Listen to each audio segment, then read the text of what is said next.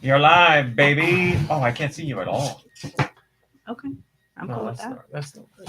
I can't wait back on the road again. I can't. For the back end. For Baggins. Get rid of this. Okay. I need this. And we do this. 3, 2, 1. Go Nintendo Podcast. Webisode 844.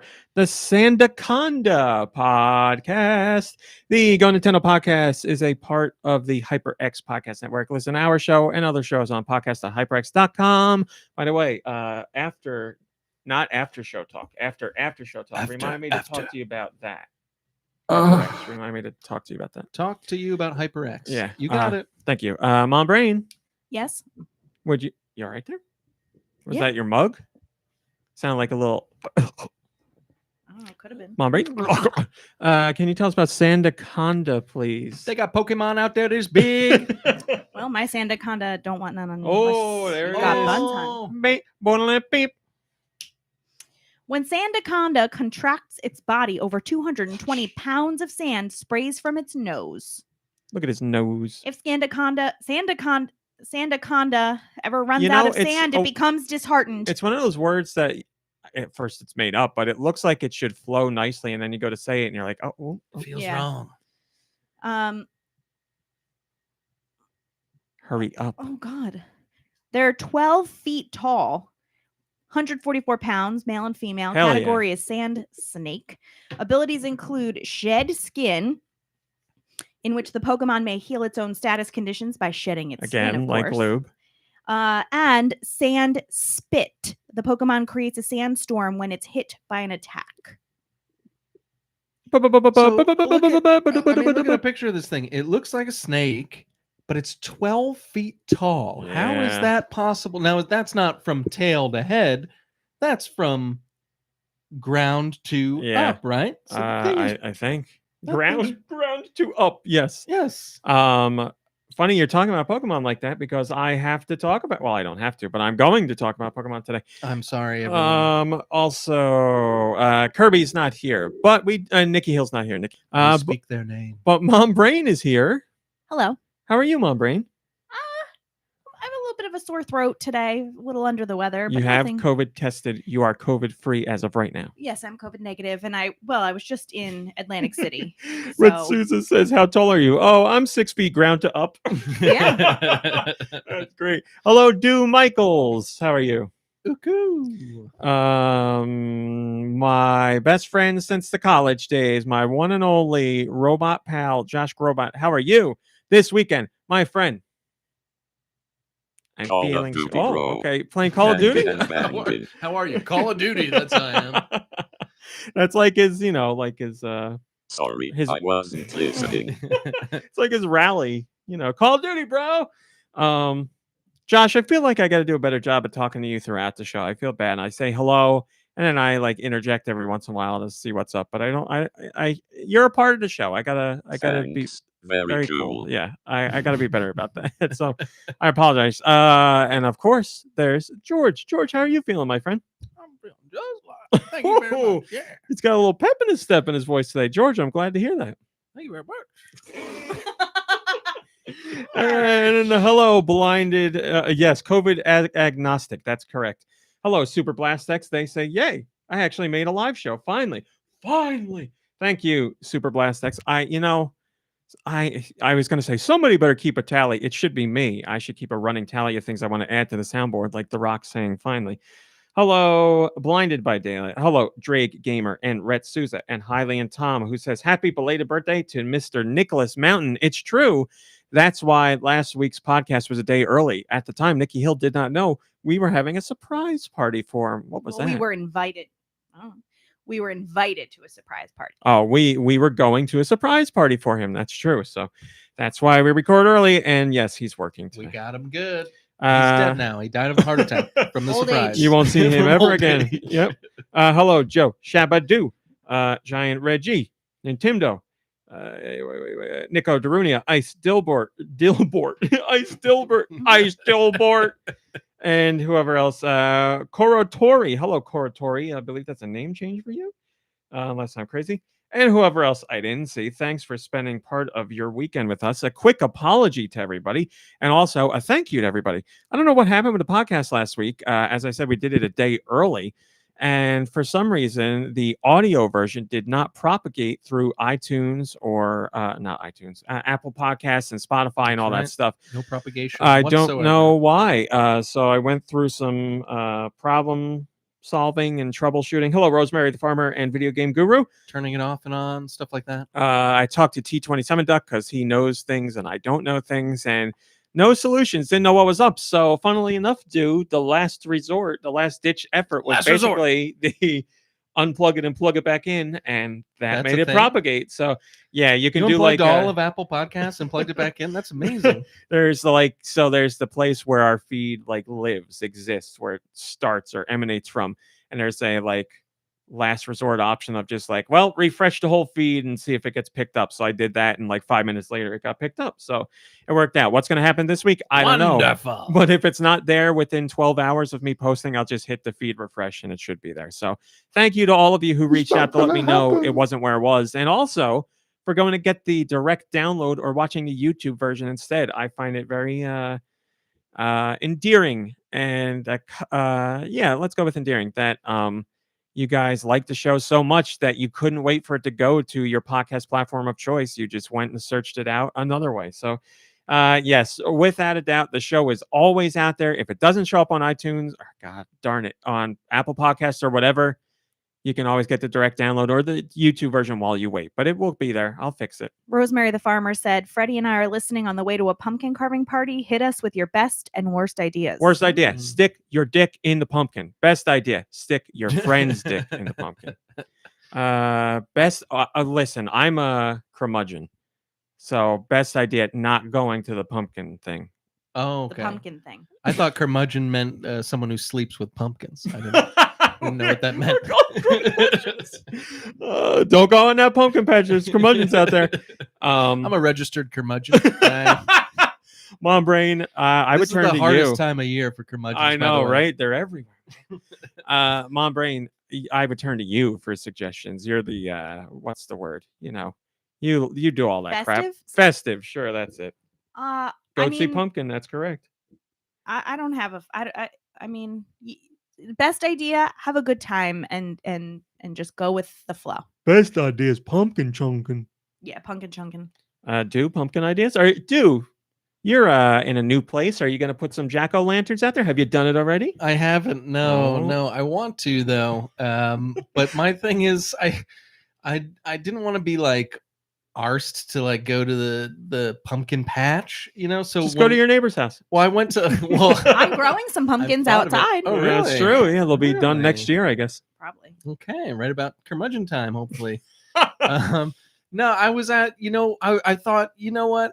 Maybe I'll get like some not disposable, but like decorations that you can keep in the attic and then put them out every year, kind of thing. So I was looking for like a fake jack-o'-lantern at Walmart and stuff, Yeah. and then and then I didn't pull the trigger on anything because I can't. I don't because You I was spend like, the time looking in, and you're like, Yeah. or I could just not do Where anything. the money on this. That's what it came down Yeah. to, Mom Brain. It was pretty, it was more expensive than I thought. And yeah, over time it's going to pay off, but it's kind of like, I'm going to spend like a bunch of money right now and put it out. And to be honest, I'm not opening my doors on Halloween night. I'm not Yeah. that guy that like gives candy to children. You're not and that stuff. guy. So yeah, so like my lights are going to be off. So I was like, you know what? I'm just going to be that house on the street that doesn't have Halloween Fine, whatever. decorations this year, at least. Listen, and when But- the kids come here, which is rarely, like we hardly get anybody here because we're like the end of the street, so they all get the good stuff there.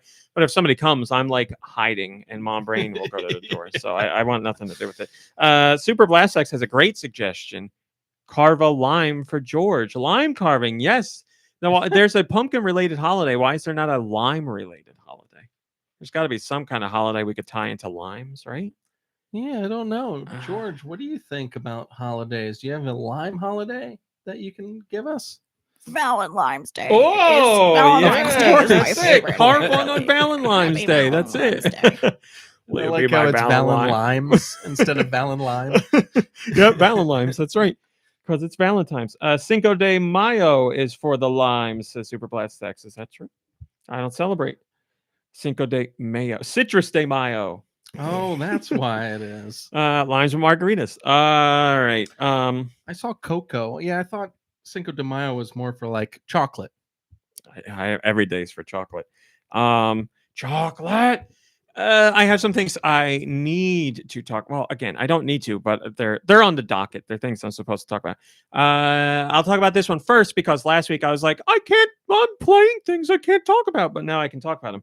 As you know, if you went to the site, I was lucky enough to get invited to a hands-on session with Pokemon Scarlet and Violet. It was a 2-hour hands-on session. Basically, it was like an hour and a half, I'll say, with single player, and then it was supposed to be a half hour with multiplayer. But the press people I were with were so good at getting the battle done that we were done in like 10 minutes, and they were like, "Okay, that's it. That's all we got for you." But anyway, I got invited in by friends at Nintendo and Pokemon Company to go check out Scarlet and Violet. I do have to say that what I played was an in-progress build. That's important to point out, but the game's not that far off from launch. So, but they did stress in-progress build. But I wrote my preview, which you can read if you'd like. As I said in the preview, I have played every mainline Pokemon game, but I am by no means a Pokemon expert. I could probably name a couple hundred Pokemon if I'm rattling them off, but I don't know their attributes and all that stuff. Also, I play every Pokemon game wrong because I'm stupid. Wrong. Like if it's a fire and a water type, I just brute force it with whatever I got. Grass. I shouldn't do it like that, but I do. He's a grass man. I am. Listen, at this event, they had a board up with colored markers, and it was like, which starter are you supporting? And it was green, blue, red. Were you the only green? There were green, but green was by far the least. So grass types were the least popular. Fire was number 1, of course. But water was in there pretty close. So, but that's a great pumpkin, Blinded by Daylight. So I went into play, and as you know, this is the first fully open world Pokemon game. And I cannot express how much this gave me vibes of Breath of the Wild. Now, obviously, it was. Well, I did have my legendary Pokemon, so it was. That was a joke, man. They did have. What was I going to say? Now you only... That's what I was going to say. Breath of the Wild. It reminded me a lot of Breath of the Wild, and obviously there's a lot of open world games, and Breath of the Wild is not being an open world genre. That's not a new genre, but there's something about the way Breath of the Wild feels compared to open world games that I've already played that I really appreciated, and I got that same feeling from my short amount of time with Pokemon Scarlet, Violet. Yes, Stu. Sorry. No, go ahead. They only let you play one of them, though, right?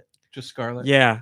Which one? I don't remember. Okay. Scarlet, I want to say. I want to say you told me Scarlet. I'm pretty sure it was Scarlet. But are they different game? Like, is the open world going to be different if you play the Violet one, or is it just different Pokemon? Yeah, it's different Pokemon. You'll encounter different, there'll be different NPC situations, but yes, they're the same Paldea region. Like you're going through the same area. You would say that every Pokemon throughout history that's released as like a duo, you've really only needed to play one? I've only ever played one. Yeah, I pick one and go with it. Yeah, now, because I'm not the one that's like, I need to get this Pokemon and I'm going to trade with these other people and I'm going to play online. You telling me that they can't fit all the Pokemon on one game? No, they definitely do it. Could. Yeah. They do it to sell. Like, can we admit that that's why they do this? Well, back in the day, the original plan was to release like over 100 different versions of the same game. And Nintendo was like, that's going to take forever. How about 2? You do 2 games and split up everything between the 2. And Pokemon Company was like, that's a great idea. So it's just been the tradition since then. It's not like making 2 games boosts sales somewhat, but it's not like a major thing. Like, I don't think the majority of people buy both copies. They hook up with somebody who has the other copy to trade the Pokemon they want. That's it. So, yeah, it's just the tradition. And, it makes like a fun, like back and forth, like, you're Violet, I'm Scarlet. How could you be Violet? Or I'm Blue. How could you be Red? Yeah, Things like that. Racism is what I'm getting at. They figured it out. Tribalism. So yeah, I played it. And so listen, I love my friends at Nintendo and Pokemon Company. To tell you the truth, getting invited by Pokemon Company to anything is crazy because Nintendo is secretive, very secretive, but Pokemon Company is extra secretive. So I was shocked that I got invited to this, but I was there. I've They been were to so- one other Pokemon event, I think, like a demo session. I've been to spin-off Pokemon games, but not mainline games. Yeah, there was the one that they put you up in the city for. Yeah, that was, Mm. but that was a spin-off. That was Mystery Dungeon, if I remember correctly. They put If you I in recall a mystery correctly. dungeon. Or it might have been, yes, the luxurious Mystery Dungeon in New York. It might have been Ranger, Pokemon Ranger. I'm not sure, but anyway, I said I love my Pokemon friends. I love my Nintendo friends. I go in there. You gotta. So this is how the events work. You go in. You wait for your other. This isn't how it used to be. It used to be every press member would go in at the same time and you'd all play together. But now in COVID times, the quarantine times, they do smaller groups. So it's groups of 4. This situation was. So you go in, you got to wait for the other people to get there. Everybody shows up on time. And then they give you like a 10-minute breakdown of here's what you're going to play in case you're not familiar. Here's what you can and can't do. So during this spiel, they were like, listen, you can go do this thing, you can go do that thing, and you can go do this thing. But also, it's open world. So they were like, you can just go and explore if you want to. You can just spend the whole But they time didn't exploring. really mean it. So I was like, What oh. rules, you sons of bitches? I was like, that's one of the new things, open world. I want to do that. So I sat down and I can't tell. So I've been doing these demo events for a very long time. And again, I love them. I really do love them. But there's an element of stress to them because you have people watching you play. And 9 times out of 10, I don't care. But when it comes to a Pokemon game, I'm a little more nervous because I know I play them dumbly. Like I said, I just brute force. So I made sure to explain that right at the start. And usually you get like one person watching you and talking to you while you're playing, and other people are hanging out and whatever. This time it was 2 people per every person, and they literally sat there with you. So there was one sofa I was on. I was sitting on a sofa looking at a TV. There was a sofa to my right, and they were watching me, and a sofa to my left, and they were watching me, and a TV as well. So I was like, oh, this is more like nerve-wracking than usual, especially, if it was a Mario game or Splatoon, I'd be like, whatever, I'm fine. But Pokemon, I'm like, they're going to hate how I play this. But they said, do whatever you want. Go explore the open world if you want to. You don't have to do anything. So I was like, that's exactly what I'm going to do. So I sit down, and I think it was someone from the Pokemon company who was like, if you go on your map, you'll see these points of interest, and then you can go do whatever. And I was like, okay, thank you. And she's like, you can pull out the legendary Pokemon and you can ride it like a bicycle, or you can fly through the air with it. And I was like, oh, this is awesome. She's like, you can climb up walls with it. So I was like, this really is like Breath of the Wild. You see a mountain and you can just go right for it and hop up the side of it through the Pokemon. And then you can glide to wherever you want to go. So I see like mountains and valleys and buildings. And I'm like, I'm going to go fly over here and check out all this stuff. So I'm doing that. And I did it for maybe 5 minutes. And the rep was like, if you go over here, you can do the gym battle if you want to. And I was like, in my head, I'm like, oh, all right, okay, I guess I'm gonna go do this. So I went over there, and it's the gym battle. It's like, it's the first gym. Everybody knows how the first gym works, and it's like, baby level. But to prove yourself to get in to see the gym leader to fight him, you have to do this little mini game. And this mini game was, forgive me, I don't remember the name of the Pokemon. I believe it's new. It looks like a sunflower. It's like 10 of these are hidden throughout the town. Go find them, and if you're good enough to find them, then we'll let you into the gym leader battle. So I go out and I do that, and I fight the gym leader who was a wiener because they're the first gym leader, and you beat them, and they're like, wow, you're really special. And I'm like, listen, your Pokemon suck and you suck. We're fooling each other here, but it's the start of the game. Who says all Pokemon games are the same? So I did that. And then I was like, okay, now I can go to open world and explore. So I started to do that for maybe a minute. And the lady was like, oh, if you go over here, you can do one of the new battles. And I was like, all right. Who's playing the game, lady?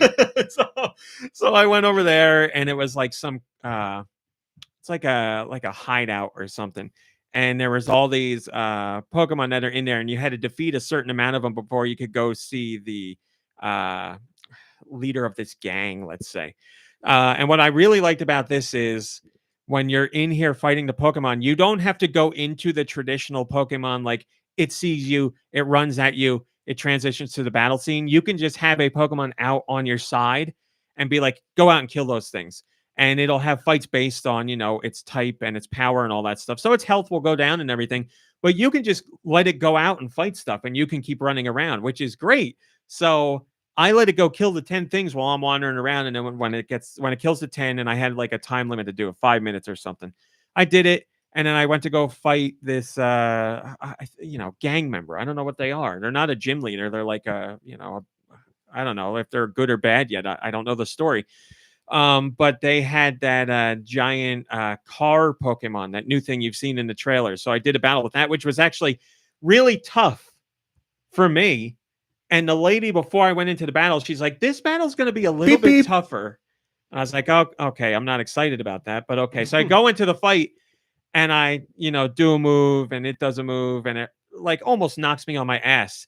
And she's like, now me, I'm like, I'm going to heal in my head.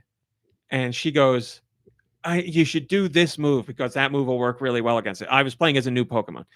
And I was like, I'm almost dead. And she's like, no, you'll get one more. It'll be all right, and you'll be good, and then you'll swap out. And I was like, okay. So I did it. What happens? My move misses.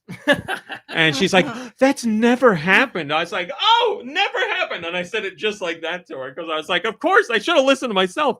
Then my Pokemon gets hit. I'm sorry. During the press event, I kept saying the Pokemon died, and I kept correcting myself because they don't die. They faint. They faint. Oh, they never corrected me, but I kept saying like, another Pokemon dead. I'm like, sorry, fainted. They fainted. So I brought out the next Pokemon, and I'm doing damage with that one. And then she's like, you should do one more. If you do one more attack, the thing is going to faint. And I was like, no, I'm healing. So I healed, and the thing hit me with an attack that almost killed me. And then I had enough to take it out. So I was like, all right, I did it right. And then I was like, then there's a whole bunch of story stuff I can't talk about. And she's like, a lot of this won't make sense because you don't know the story at this point. I'm like, okay, whatever. She's like, okay, you did that. She's like, you can go do whatever you want. And I said to her, do you mean that? And she said, yeah, you can go do whatever you want. So I walked around for maybe another 5 minutes, and she's like, do you want to have a picnic with your Pokemon? Unbelievable. I was like, yes, I do. I want to have it. And exactly how I'm talking to you is how I was talking to her. It was funny. It was playful. At this point. Yeah. It wasn't like me being like an asshole. She was laughing and everything. That's not possible. She was in on it. But, she's doing her job as a rep. She's supposed to be like, go do all the new stuff. I get it. Right. So I went to you're gonna write it. She's thinking you'll write about the game later and be like, you can walk around, and walking around's fun. Well, that's what I want to talk about because that's the biggest change for the Pokemon games have never been open world. We saw a little bit with Legends Arceus, which was my favorite part of the game, and now this is truly open world. I'm like, this is what fans have been asking for decades. That's what I want to talk about. But fans have also been asking for picnics with their Pokemon. I heard. Well, I went on a picnic. So I went to go do a picnic. So I had to go to the town, and I had to go to a shop to buy picnic stuff. So sandwich ingredients. The rep told me 3 stores to go to, and all 3 were wrong. And then she told me the right one to go to. So I was like, so funny. Does it matter? I said to her, does it matter how much I buy for a picnic? Like, because I don't want to do the picnic. I'm just doing it because you're asking me to do it. I was like, does it matter what I buy? And she's like, no. So I bought like a piece of bread and like it was like 1 slice of ham or something. I don't think it's ham. I don't know what's in the Pokemon world, whatever. But I was like, that's enough for a picnic. And she's like, yeah. So she's like, go run out into the open world somewhere and you can sit down and make a picnic. So I did that, and you have to actually build the sandwich, and it's like a little Cooking Mama mini game where like you can, depending on how you place the food on the sandwich and how it looks, it will boost your Pokemon's stats and you'll get extra points for it. So it's a cool little idea. Just I have listen, if I'm playing the main game, yeah, I'll do it because it'll help me in battles. If I'm here for a 2-hour demo, I don't want to do the picnic. I don't know if you would though, because you didn't for Pokemon battles. I would. You didn't cook in Breath of the Wild, but in Breath of the Wild, it's standard action game. I'm the one going out there and doing things. In RPGs, I don't trust myself, so I'll boost my stats in RPGs. You're not behind the wheel, the Pokemon. That's exactly right. So I did that and whatever. And then she said the weirdest thing. She goes, so we ate the sandwiches or whatever, and the picnic's done. And she goes, you can wash your Pokemon if you want. I was like, yes. I said, that's normally what you would do at a picnic with everyone. You would eat and then you would bathe each other. So I walked up to a Pokemon and like washed it. And she's like, yeah, there you go. I was like, all right. So I packed everything up.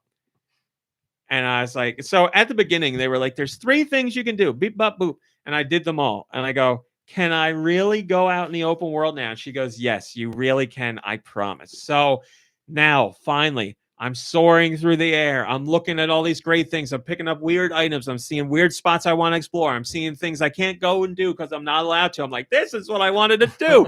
This is great. And then she sees some giant Pokemon and she's like, you could go over there and fight that thing. I was like, I know, but I'm not gonna. And she's like, oh, but he's really cool looking. I was like, all right. So I went over and I fought him and he ran away. And she's like, yeah, there's another part of the battle that you can't do until later. And I was like, so you told me to go do something that I can't even complete. And she's like, well, he's really cool looking. I was like, she wanted you to see how cool he was. She's right. He was cool looking. He was like a massive robotic crab or something, like on the side of a mountain, like a huge Pokemon. It was really cool. But then after that, she's like, I have nothing else to tell you now. You can literally just go do whatever. And I did that for 2 minutes and they're like, okay, time for multiplayer. And I was like, ah! So then, like I said, I did multiplayer and they're trying to explain what to do and setting up everybody's game. And it's we're all in the battle together and you're fighting in real time pretty much. And before the main rep, who was like emceeing the event, even got the chance to come over to me to explain things, we had all defeated the main Pokemon. So she's like, I didn't even get a chance to tell you guys what to do, and you already did it. So she's like, good job, everybody. That was really quick. And then that was the demo session. Then you all sat and had a picnic? And no. What did I do after? A little the old chit chat, thanks for having me. Little jokes and stuff. Hi, they got snacks and everybody's going to the bathroom or whatever. And I was like, Reggie didn't like crash the party and eat all the snacks? No. As a matter of fact, the game fun. The people at the demo event snacks were telling everybody to try the snacks. They were saving them specifically for us because they all said they had some of the snacks when they got there and they were fantastic and they wanted to make sure everybody got to have some. I didn't have any, but they had like Rice Krispie, like fancy Rice Krispie, some bakery there they got a whole bunch of stuff from in the city, and everybody was like, all the press people were like, these are amazing, like, and they were like, yeah, take them and like put them in your bag because we were the last appointment of the day, and they're like, anything that's here is just leftover, so take whatever you want and take it home. You wouldn't break your own rules just for a little sweet New York City treat? No, listen, you're not. I'm here. I'm a professional. You're not gonna what rules? Whatever, woo me with treats. It's very nice. I'll take a bottle of water. Don't get me wrong. So it was less about your calerie intake and more about you didn't want to take anything from Nintendo because you didn't want to. I never do. Pocket. Yeah, I never ever do. Calories crossed my mind, but I hadn't eaten anything at all at that point, and I knew I was going to get something in the city. That's a great way to live when you're like around, I don't know, the mafia, but like with Nintendo or HyperX or whoever, put your hands out, son. Open the pockets. Put them in there. If anything, I should have taken stuff for other people, but I don't want them to see me taking. I'm not going to take. Look, a bottle of water. I'll take a bottle of water because you're talking a lot. Your mouth gets dry. Bottle of water. But other than that, I'm not taking anything. That's so never funny. Have, never will. Well, what's funny is like they're not going to go back to Miyamoto and be like, Mr. Miyamoto, he didn't take anything. They're going to be like, he took a lot of things. So like, well, I mean, they're not going to say that about you, but they're not going to say that you didn't take anything. So in their mind, you still probably took stuff, even though you didn't. You know what I'm thinking in their minds? They're probably like, boy, I hope people don't take anything because this is our last demo appointment. And if they don't take anything, then we can take it. They don't need it. They work for Nintendo. That's true. Enough. They're probably on a company card and everything, but still, snacks. And they're there. Listen, before you even got there. This sucks for them too, because they're there all day doing demo sessions, and they're literally reliving the same 2 hours over and over and over again. Give the spiel, watch the same demo, do the multiplayer. I have no sympathy. First of all, it seems like a pretty cool job. Oh in a lot of ways compared to a lot of jobs. And secondly, I have no sympathy because she could have easily sat on the couch and tuned out when you were playing and you would have been totally happy. But no, she insisted. Well, that's the other thing. Like, I don't even tune out. Like, when I'm at demo events, I never tune out. I play the game and I talk to people. Like, we can BS while we're playing. I didn't mean tune out, like take a nap, but like, not get up your butt about it. Like, it could have been a little bit easier for her, like in her day, if she truly found it boring to do it over. She was doing her job and she was doing an excellent job. But, let's say they got 3 days of these demo sessions. You're going to do this 16 times over. Like, at some point you're going to be like, I'm tired of doing this spiel. You're never going to say that outwardly to a press member, of course, but you don't need to. Like, I get it. You're going to do it so many times that it gets draining. It's the same thing with anything you do. But as always, Nintendo and Pokemon Company were extremely friendly, very nice. Like I said, any of the open world stuff that I was talking about, we were joking with each other and laughing. I was not mad. I'm not mad now. I just thought it was funny because they expressly said you could do whatever you want, and they made sure I saw all the new stuff they wanted me to see. What's better, having a rep like that who kind of gently tells you what to do, or having what I had when I played Twilight Princess, the booth babe who didn't know anything about the game and was calling it the Hurley Bass. Yeah, these people are like, these are Nintendo and Pokemon Company employees. They know what they're doing. Those people are just hired, a couple weeks before to watch almost the booth better people. because like, other than the Hurley Bass, I got to do whatever I wanted in that game. Oh, well, let me stress this. I love my demo time with Nintendo. I love seeing those people. There's someone there that I saw this time who I know that I've seen at a million other press events, like a Nintendo person. It's great to see them. It's just fun, and it's still mind-blowing because I'm getting to hang out with people who are at Nintendo. It's crazy. And I always have a blast. And I 1,000,000% preferred that over just a regular booth attendee like they used to be back at E3, because who knows what they know about games and who knows what they know about. They're just hired to work the event for a few days and that's it. My favorite part about the events, I don't know if this is wrong to say, my favorite part about the events, I love getting to play the games and play the games early and have those opportunities. That's amazing. But my favorite part is talking with the people. Like, I like the back and forth. I like the small conversations. Like, that's fun to me. You get to know the people, and then you go to the next event, and they're like, "Hey, how you doing?" And things open up more. That's fun. I like that. So thank you to Pokemon and Nintendo. That was great. I am honored to have attended, and we'll have a review when the game's out. So, and don't tell me what to do. How are you? That's right. On top of that, I also told you I was playing something for a review that I couldn't talk about, but now I've talked about it pretty much in full, almost in full. Mario plus Rabbids Sparks of Hope, the sequel to Kingdom Battle. I will talk about my impressions of that later. But thank you so much for playing my game. You know what? In the interest of time, I'm just going to call it there. I'll save other conversation for later because we had a busy news week. Mostly about one giant story, which Deux is very familiar with. Can we get that news jingle, Mother Brain? Please. Oh, I'm supposed to. Thank you. There was a request to sing the theme song. I don't know if that was it, but that's our song. So as Deux knows, I see. Yes. Oh yeah, this was the first top story, so we're going right into it.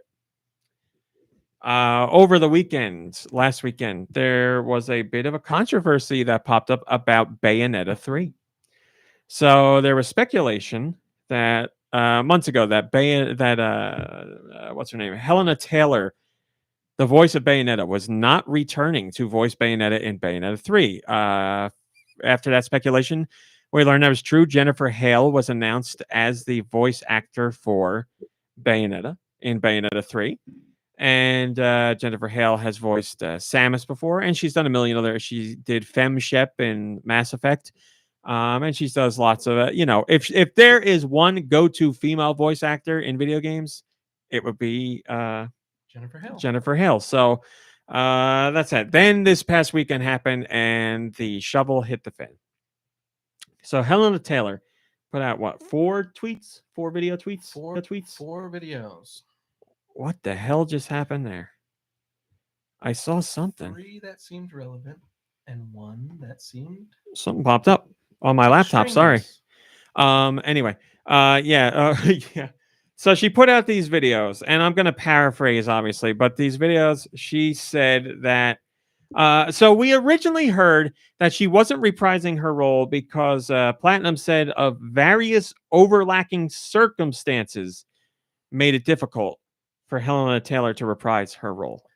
Which, when you think about just that sentence, it made us think that it was a scheduling conflict. Yes, everybody assumes scheduling conflict. But when you read it again now, it's like, oh, yes. Okay, they don't really say that. Yeah, because I was like, man, they're good. But because I went back to read it to make sure I got the quote right, and I was like, look at how you read things and then you infer things from It's like what's said. I was like, Berenstain yeah. Bears. So anyway, after they put out that statement, Miss Taylor decided she was going to put out her own statement.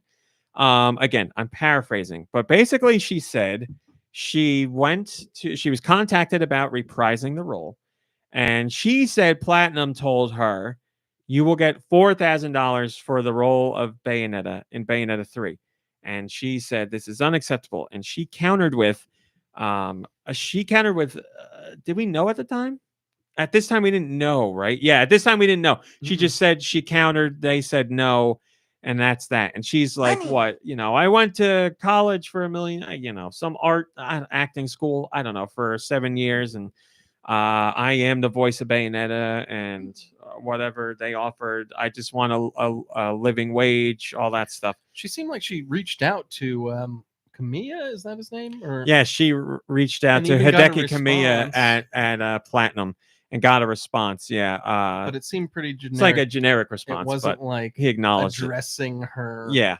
Her wage thing. It was more like, hey, we're happy to have you on board. So she was basically saying they don't value me. I didn't take the role, and then she's like, I'm boycotting the game, and I think you should boycott the game. And she's like, Jennifer Hale will never be Bayonetta.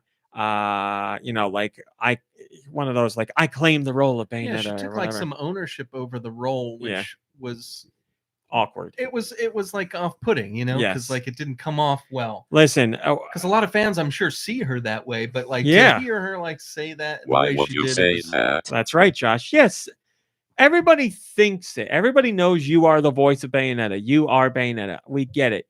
But there's a way to say it where you don't sound so like, I don't know. It's just off-putting where you're like, and especially coming from an actor like her who's had as much training as she did and takes it as seriously as she does. And it's like in the acting world, Hamlet's been played by a million different people. Yeah. Not that obviously Hamlet's different than Bayonetta, but I'm just saying, like, as a professional actor, you Yeah. should, not that much different. But yeah, like as a professional actor, you should know that that's how it goes. You like, can't say no to a role. Like they said, here's how much we'll give you. She said no. That doesn't mean the game doesn't get made. That means they look for another actor. Like if they aren't going to give you the money you want and you're not going to take the money they're offering, then that means you're at an impasse. You don't take the job and the job goes to somebody else. plus, I think everybody knows that. and what put a bad taste in my mouth at that point in the story was because we didn't have that much information. there's a lot we more. had mostly her side, and I was siding with her because I was thinking that $4,000 was insulting because I didn't know what actual wages of voice actors were and how it goes. And as that information started to come out, not only was I shocked and learned something about that side of that business, but it was kind of like, I'm thinking for some reason, like, oh, when they make a movie, it's like 6 months or a year of their lives and they're off on location and they're doing X, Y, and Z. But with this voice actor thing, it was like, yeah, she'd be working 4 or 5 days and That's 4-hour days. Yeah. And it was like, well, that's significantly shorter than I thought. We're not diminishing the work by any Right. means. It's just, like Deux said, he thought this was like a months long commitment at least, and this is in and out in a week. Yeah. And then if you're saying that, okay, yeah, they offered you $4,000, but $4,000 times every day Yeah. you're there, then it looks a little bit different. Then We're it not seems a little saying more like, fair. listen, you got more than enough money. It's just like, when you crunch the numbers and you look at the average pay that voice actors get, it's in line with that. And the argument to be made is we believe voice actors are deserving of more money in general. That's the argument to be made. Right. We're seeing like, you have to look at it at the perspective of we'll get into more detail later, but she was getting payment that was in line with what she should be getting or what is expected to be paid. And then the greater argument is the voice actor industry is not getting paid what they're worth, basically. So that's a different argument to have from this one. But anyway, and then also the fourth tweet, I don't know how to say this. I'm not knocking anybody that's religious. If religion is important to you, that's wonderful for you. I am happy for you. But the fourth video from her was almost entirely dedicated to religion. and like religious, like scripture and stuff. It was like a Bible story or a story from the Bible Yeah. that she told, and to be honest, Was she doing it to like shame people? No, kind of like, I don't know, in a way she was like trying to relate. it's like a parable. She's Oh. trying to relate what the Yeah, but it's the big giant company was doing to her, and like Yeah. with this Bible verse that was not that similar, but like you got the idea. But it was like, So she has the power of God and anime on her side. Hi Solomester. Like, that's true. Okay. Wow, way. that's true. Okay. in a way, Very true. So anyway, that is what happened just on the first day. I'm going to open these stories one at a time just to make sure I get you the full story as it happened. So Jennifer Hale didn't comment on this, the new Bayonetta, because as most expected, she was under an NDA, which turned out to be true. We learned later she's under an NDA. You can only speak so much about the job. But on Twitter, she was liking tweets from other people. So Miss Hale at the time liked a tweet that said, "Bro, go harass Platinum Games about that. Hale knew nothing." As many speculated, Jennifer Hale probably had no idea any of this happened. She just knew the role was offered to her, and she said yes. That's it. Platinum's going to be it's like, her. "Listen, we got a messy situation here. We want you." Of course not. They're going to be like, "Here's a gig. You want it? Here's how much money." But it's her pleasure to do whatever she wants. Yes. Like you Yes. gave up the game. That's the part that rubbed me the most. You gave up the job. You rubbed can't me be wrong the mean. most with Taylor, where she was like basically crapping on Jennifer Hale for taking the role. Unless it's like a solidarity situation where it was like the pay gap between You can men and only do women, a solidarity or, like- situation when you know the situation. Well, right, Jennifer but I'm Hale just- didn't know. right. But I mean, even so, you can know the situation and still be Yes. like you can and still take the like I'm saying, if unless there's like a cause or a solidarity. Yeah, like but a- I want to a- stress this 1,000,000%. Jennifer Hale had no idea any of this was going on. She was just offered a job, and that was that. She also liked a tweet that said, "I'm not jumping to conclusions yet because we only heard Taylor's side of the story, not saying she's lying. We don't have the whole picture yet. I'm staying neutral until the devs come out and issue a statement." Yes, a very smart tweet to like. She also liked a tweet that insults Platinum if the allegations from Taylor turn out to be true. So Hale's great there. And a tweet, she liked a tweet criticizing Taylor for bringing Hale into the situation. Listen, Jennifer Hale, if you're going to like any tweets, those are the 4 to like. Those are great tweets to like. She also liked one more tweet from Benjamin Diskin. He is a voice actor that Jennifer Hale knows. Diskin shared a comment on Twitter that said, quote, "If anybody out there is curious what typical SAG-AFTRA video game rates for actors are, it's approximately $1,000 for a session that can last up to 4 hours. The non-union rate is $250 an hour with a 2-hour minimum. There are no royalties based on game sales or anything like that." So he's saying, listen, if Taylor got offered $4,000 for a session, then that is the correct offer. That's customary. Let's call it customary. Well, like, no, we don't no. want to like It's- judge, it's- correct, incorrect. No, it's It's customary. No, it's what is for a SAG-AFTRA video game rate. That is what you get. Like that. Listen, do I think that's too little? Yes, but that is the paid rate. I cannot fault anyone for saying here is what you are So supposed you're to be saying paid. people who are voice actors should make more than $250 an hour? I think so. Yeah. Okay, so what should teachers be making? Nothing. What do they do? Just wondering where we fall into They get apples all the time. They one more Drowning you in want? apples. like of over there. all the You can eat lunch in the people- cafeteria. of Come all on. the people on the planet who I could get behind making more money. Like I feel like that's not a cause. that I'm Listen, gonna- I think actors in movies are deserving of a lot of money. I personally think they're paid too much, but I still think they should get a lot of money. I think voice actors and musicians don't get paid enough for their contributions to video games, movies, and TV. That's a me thing. Yeah. But Well, anyway, when you think about how much, because she made a good point when she was like, well, the game's going to sell millions of copies and there's millions of dollars and I'm getting paid 4,000. It seems, that seems unfair. yes. But then it's like, okay, do we raise, voice actors profits, or do we somehow take the money away from the millionaire? Because like they don't need millions, and obviously teachers should have more Yeah. money. But like it's not like schools are making millions upon millions. so schools they don't just- make money. Period. Yeah, so like, Sure they do. Those school lunches, Public schools. right? but like if if a school somehow made money, Yeah. you wouldn't be seeing it. No offense to my Yeah. brain. You know what I Yeah, mean? yeah, right. Like, Right. somebody else would be eating Uh, that up. And but- here's the other thing. I don't want it to be, I'm not going to say she sounds ignorant, but like, yes, you know, like video game franchises, Bayonetta, Bayonetta's on the lower end, but it makes money. Sure, it makes millions, but that's not accounting anything that goes into the games, like the money for developing and the money for advertising and the money for printing. Like, I don't know what the actual return on investments is. If I had to guess, the money that Platinum's probably getting a flat fee, but the money that Nintendo is making from this is probably very slim, if any, because Bayonetta, it sells millions of copies, but it's not like, you know, a Zelda or a Kirby or anything like that. But Nintendo knows having certain IP in their library, allows them to get games that they personally can't make, and B, attracts in audiences that with games that Nintendo doesn't normally make. So you know, having like Bayonetta and to a much lesser extent Metroid, like Nintendo, Metroid has never been a huge seller for Nintendo. It's been a multi-million seller, but it's not a big bankable game. They're making a little bit of money off of it, but they know the value of Metroid as a brand is very important to Nintendo because it gets them marketed in other areas and reaches audiences they wouldn't normally reach. So Bayonetta is very much in that same case. So Bayonetta is not making hundreds of millions of dollars with each installment that comes out. I could guess a number. I don't want to, but I know it's not making hundreds of millions because it's just not. It's not selling that much. So anyway, that's what Hale at that time was liking on Twitter.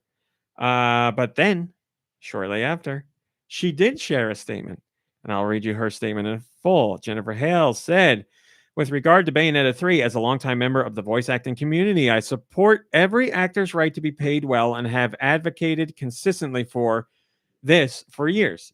Anyone who knows me or has followed my career will know that I have great respect for my peers and that I am an advocate for all members of the community. I'm under an NDA and I'm not at liberty to speak regarding this situation. My reputation speaks for itself. I sincerely ask that everyone keep in mind that this game has been created by an entire team of hardworking people, dedicated people, and I hope everyone will keep an open mind about what they've created. Finally, I hope that everyone involved may resolve their differences in an amicable and respectful way. With love and respect to you all, Jennifer Hale. Great statement. Wonderful statement. Peace and love. Got nothing to complain about there. Great. She's making a great point. Like, listen, I'm for voice actors. Of course, I'm for voice actors. I'm a voice actor. I'm all for anybody advocating for the desire to make more money. Also, please recognize game didn't just spring out of the ground. please recognize games are made by literally hundreds of people. So yes, very good statement from her. Then we got. She went on to say that a lot of people are looking forward to playing this new game. Maybe. And then we had an article from Bloomberg, and it comes from what's his name, Jason Schreier, whatever his name is, somebody who's been working in the game industry for gaming press for a very long time, but now they cover gaming for Bloomberg. They put out a whole feature to explain some of the more behind the scenes situations. Now, this did not come from Platinum directly. It obviously didn't come from Taylor either. There is a statement from Taylor, which I will tell you about. But this is said to come from anonymous sources. Two people familiar with negotiations Just came across Dew's desk. as well as documentation that Bloomberg reviewed. So they got documents to back up these claims that come from two people who are familiar with the negotiations. So that certainly sounds like Platinum to me. But anyway, here's what the Bloomberg article said. Taylor was offered $3,000 to $4,000 per session for 5 4-hour sessions. So in other words, she was getting exactly what she was supposed to be paid by the SAG-AFTRA rules. I don't think even more. It sounds right. Between 15 and 20,000. So yes, because it was 5 $1,000 4-hour per sessions. session, Yes, and so she was getting 3 to 4. she could have been making more than what the general average is. Yes, but just to be very clear, we are not talking about whether we think she should make more or if voice actors should make more. We are talking about how she was offered what is expected. The Platinum was not lowballing her. They were giving her the going rate. Taylor countered this by requesting 6 figures So at the very least, she would have been looking for 5 times what she was offered. And obviously she worked with them on Bayonetta 1 and 2. So she's got to have some kind of idea where things are going. Maybe you'll get a little more, but to go up to 6 figures. Seems pretty, big jump. 6. I mean, and you're advocating for yourself and seeing if you can do. Okay, so you better, say right? I Like- want 6 figures, and on top of that, she wanted residuals for the game, which is something voice actors do not get at all. But I guess at this point, in her mind, she's like, I am Bayonetta. So I'm gonna listen. Like Jennifer Hale said, if you're gonna advocate for yourself and be like, I deserve this and this, go for it. More power to you. I hope you get what you want. They may counter with no. They may counter with something less than what you want, but more than what you originally offered. Whatever. That's the game. That's the game you play. You go in to advocate for yourself. You know, going in that you might get nothing more or lose what you're offered. Like if you're really going to advocate for yourself and you're saying what they're offering you is not enough, then you may walk away from the role. That's it. But I got nothing wrong with somebody going into a job like this and being like, this is what I think I'm worth and what I think I deserve. Fine. That's great. But again, be prepared that it might not go that way. No. So it seems from here, Platinum and Taylor just couldn't come to an agreement. So Platinum started looking for somebody else, obviously. And that led to Jennifer Hale. And Platinum also came in, and I guess she was aware. I guess Taylor was aware that they were recasting Bayonetta because she turned down the offer. And Platinum was like, hey, listen, we'll still pay you for 1 session and you can come in and do a cameo. And they said no. Or she said no. I mean, so. it's like they really wanted to have Yeah. no hard feelings, it seems like. I'm you sure know? at this point they were like, we really don't want to get involved in this messy situation anymore. But out of respect, we'll be like, listen, 1 cameo session, $4,000, come in, we'll do something with you. Like a passing of the torch, because clearly we're not going to Yeah. see eye to eye anymore. But she said no. It's a So Taylor was reached for comment, and Taylor said this was, quote, an absolute lie, end quote. And then shared another quote saying she was, quote, Platinum was trying to save their ass and the game, end quote. Third quote, she says, quote, I would like to put this whole Yeah, bloody let's put it franchise behind behind me, Yeah, quite Of frankly, course. and get on with my life in the theater, end quote. So Dew and I were saying it certainly sounds like I made my videos. They got way more traction than I thought. I obviously broke NDA in making those videos. And in the video, she's like, what are they going to take from me? I don't even have a car. But now it's like, oh, they could take a lot from me. So she's like, listen, let's move on. I want to go be in theater. So it's like, I don't know. Yeah, I wonder what you she was- you put these videos Not a out good there. look. Yeah. Not a good look. I wonder what the goal was. Like, was the goal truly to sabotage the sales? Because it's not like at that point they were going to see that and be like, you know what, we made a mistake. We're going to rehire her. Like, I mean, why? I don't know like, if it's Like she was like holding I don't them know hostage. if she maybe that's it. She tried to force their I hand don't at the end to even be like know. last ditch effort. This is what I'm going to do. I listen. I understand her frustration if she saw the original comments from Platinum where they were like whatever the word was, circumstances. You know what they said. Things didn't line up. I understand. overlapping Yeah, circumstances. I understand seeing that and being like, that's not what happened. You guys lowballed me on my money. I get the frustration in that. Yeah, I still think you could put out a statement that handles the whole situation much better. Definitely. Yeah, of course. And Go out there and say, listen, I saw Platinum put out the statement. I'm under NDA. I will say that we tried to come to an agreement and we just couldn't. I wish the next I person feel good I'm luck. worth more than they were willing Yeah, to pay me. that's Like fine. to give yourself a little Yeah, right. Like say that. That's fine. I Yeah. also like with peace and love, all due respect, right? Like Peace and love. Peace and love. she's the voice of Bayonetta. She's not like Oh. she's not Harry Potter, right? Where like you have to say like I am at like there's no it's a face, it's a bot, it's everything. Like it's the whole person. Like people see Daniel Radcliffe and they're like, that's Harry Potter. Yeah, Daniel Radcliffe probably got bank for like the 5th, 6th, and 7th movies. Right. You Like know what so I mean? I understand like feeling, although it may not be I'm Listen. not judging it. Hold on. I'm not judging it correct or incorrect, but I can understand coming from a place of like, I got them. Like they really don't have any other option. The franchise is done if it's not me. Whereas when it's coming to, it's a voice actor and like that's important work and all that jazz. But like, There's Listen- people, there's people that can sound just like you out there. Even and when it's not a technology work that can for help nothing. that. even Yeah. when it's not a voice actor, actors still get replaced. Look at Cheers. What's her face left, Yeah. and a new person came in and did a new character, but they were basically in the same role as last time.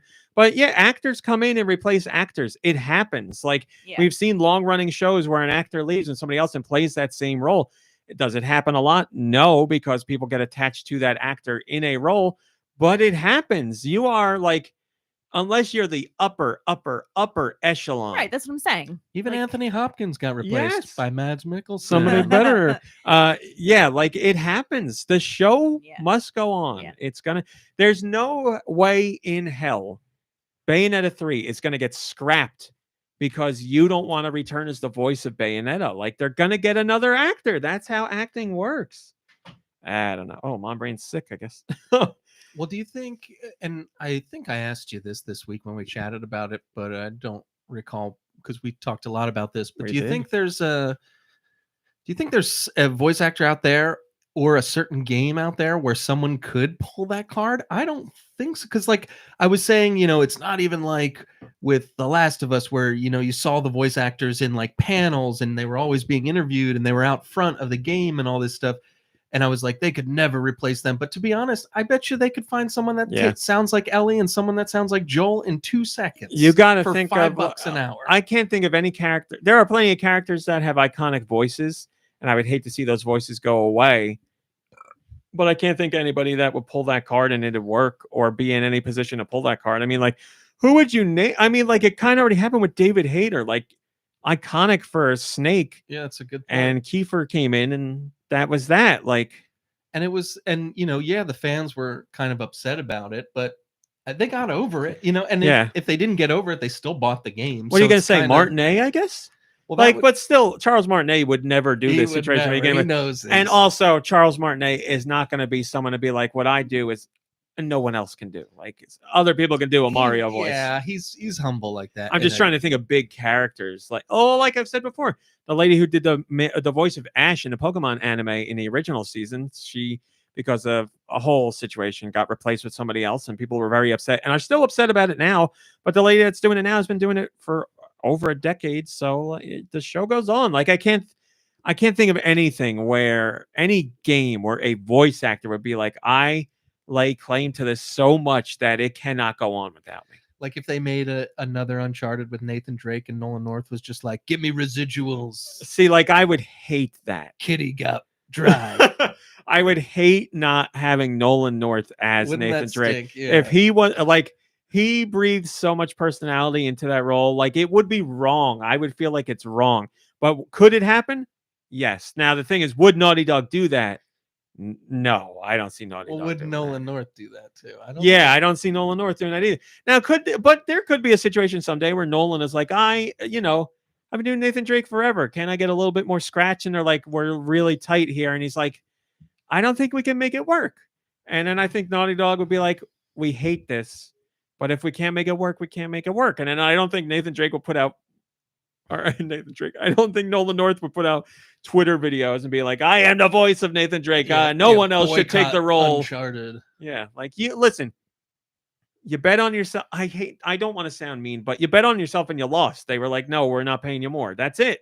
Well, things were different earlier in the week when we didn't have the whole story. I was on her side, but once all that information came out, then, looking back, it was like I don't think she handled it properly. Yeah. The last bit we have on it is Platinum did release a statement, and I have a feeling this is the only statement they'll make on it for a while.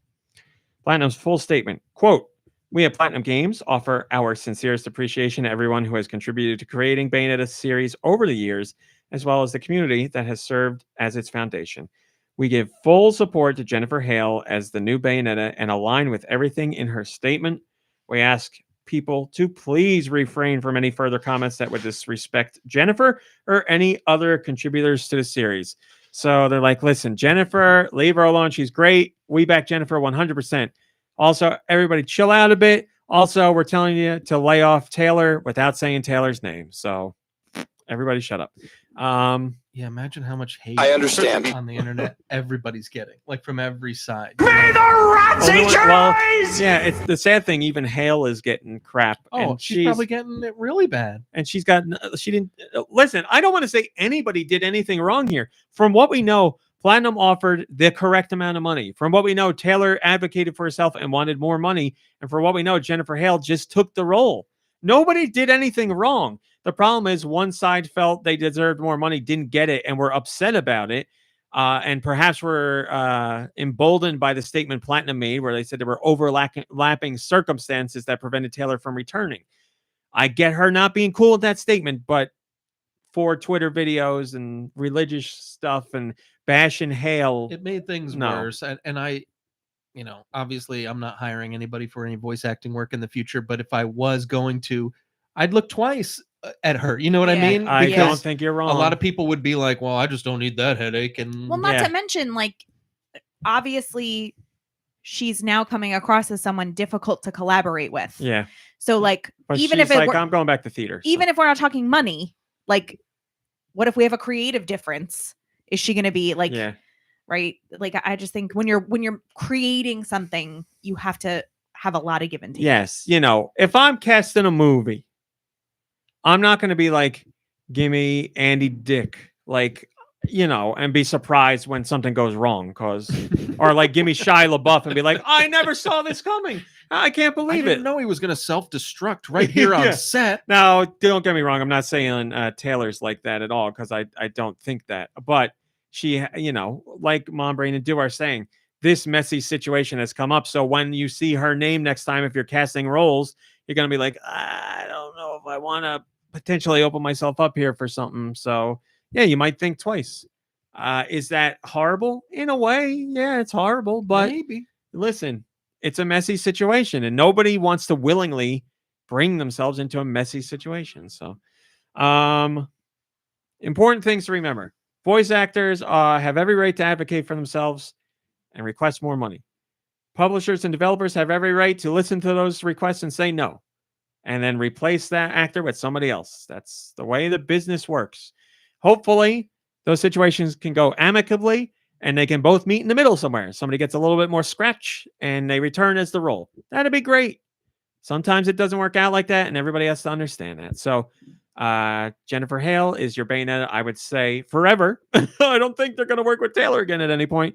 So, all respect and love to Jennifer Hale. I have no suspicions that she will do anything other than kill it. She's a great voice actor, proven herself time and time again. So good luck to her. Sorry for all the hate she's getting. But boy, in the history of Nintendo news, this is one of the juiciest situations ever. And the best part is, I'm sure Nintendo's like, we didn't do anything. Nintendo's like, we're publishing the game. This is a Platinum thing. We're not doing anything. It's like, oh man, this is a heavy story. Let's put out a puff piece about how we weren't into love hotels. Well, yeah, that's the thing. Outside sources looking at Bayonetta don't even know Nintendo's involved with it. And Nintendo's just a publisher. So they're like, they might be like, they might have a couple pieces of input here, but they work with Platinum a million times. Nintendo's like, here's money, make the game, and we're putting it out. And they're like, see you later, and that's it. So Nintendo probably reached out to Platinum and they're like, oh, what's going on over here? And they're like, don't worry about it.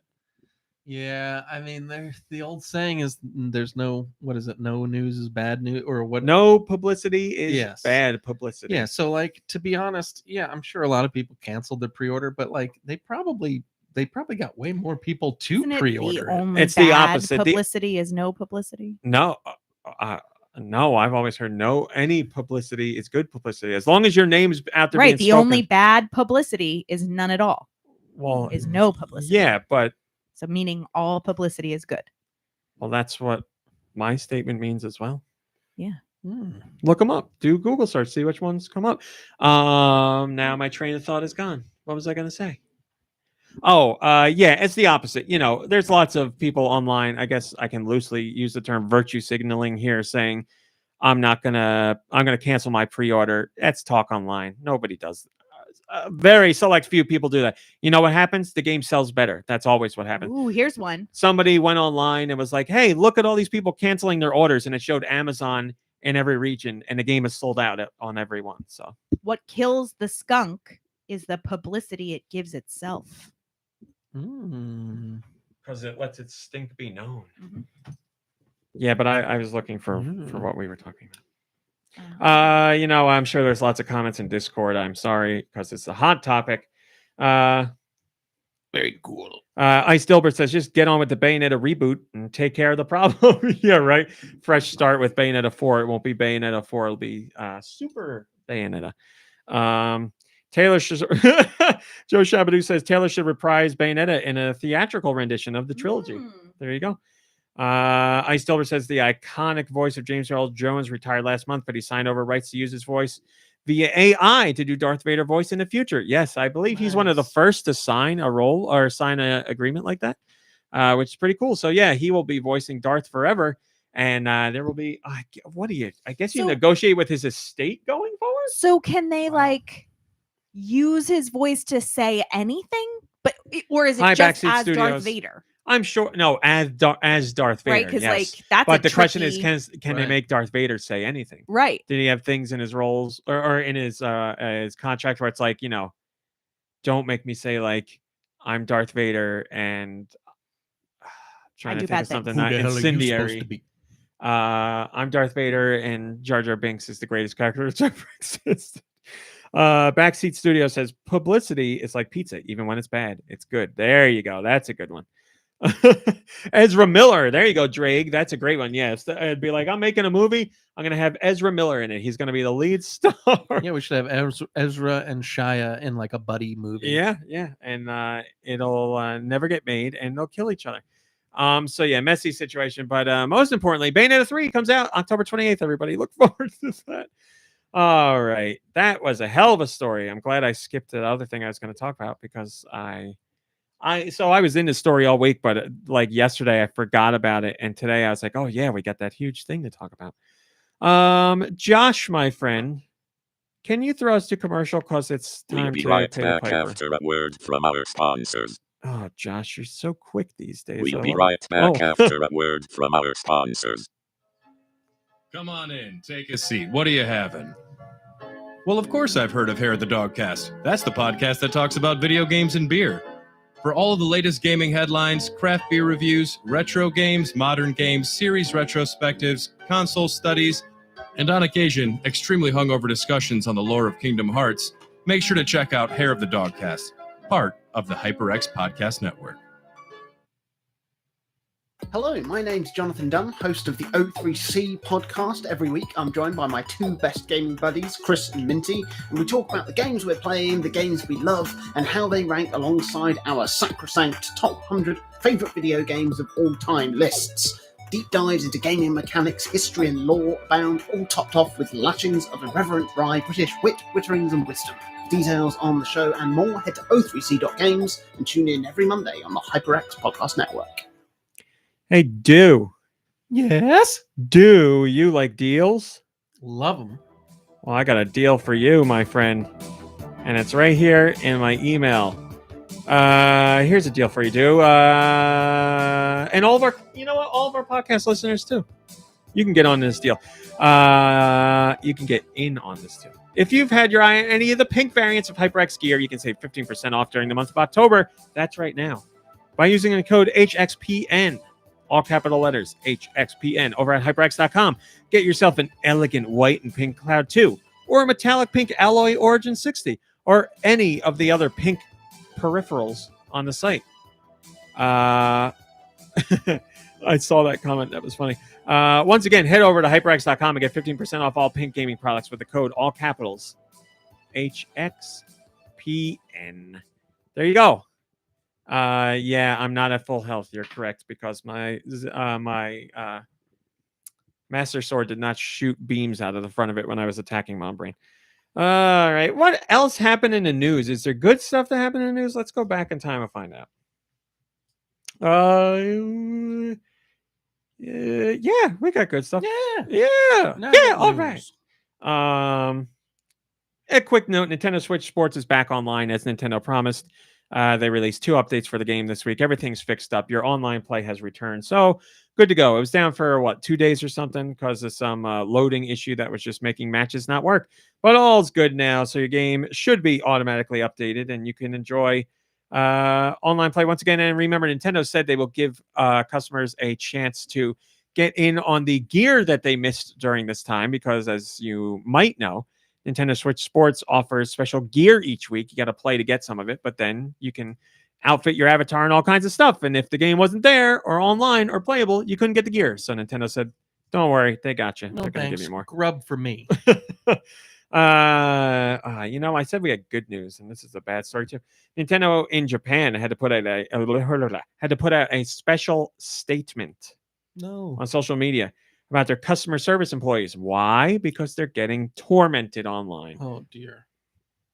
So Nintendo put out a statement. They were like, "Hey, if you need repairs or you got questions, that's fine. Just don't harass our employees, because for whatever reason lately they've been getting all kinds of horrible stuff."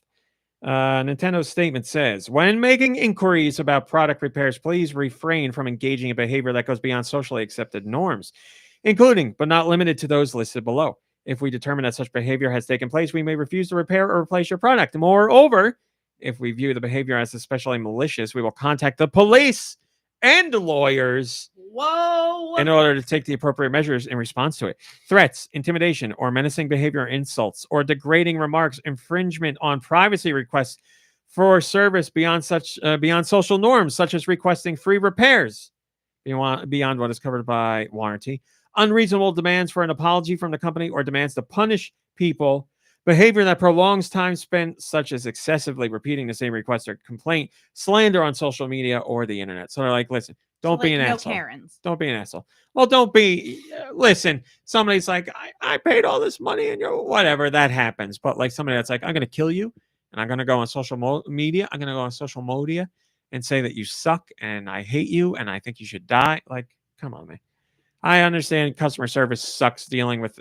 Nobody ever wants to call customer service, but the person on the other end of the line is trying to help you, and they're not the ones. People who really like that, like trying to get their pound of flesh. Well, yeah, as long as they don't take it too far, that's fine. If you like sitting on calls all the time, but yeah, just don't be a jerk. That's it. It's a good rule for life in general. Don't be a jerk. Why Customer would you say service. that? It's hard. Josh, you just. Oh, why would you say the bad stuff? I got you, Josh. Josh, have you ever called up customer service and been a jerk? Thanks, Josh. Sorry, I wasn't listening. That's right. Josh, do you do all your own repairs? You take care of everything, and you don't need customer service, right? Thanks. Very cool. Normally you would say no, not at all, but that's okay. Curry says, what is it with people that think it's okay to harass and threaten people who are trying to do their job and help? Because people's frustrations boil over and it ends up getting unleashed on the wrong person. I think we may have all done that at some point in our lives, unintentionally too. Something sets you off, you start yelling and you're like, I'm mad about something else. This wasn't you. I apologize. I never. That never No, happens. never. No, definitely not. Nope.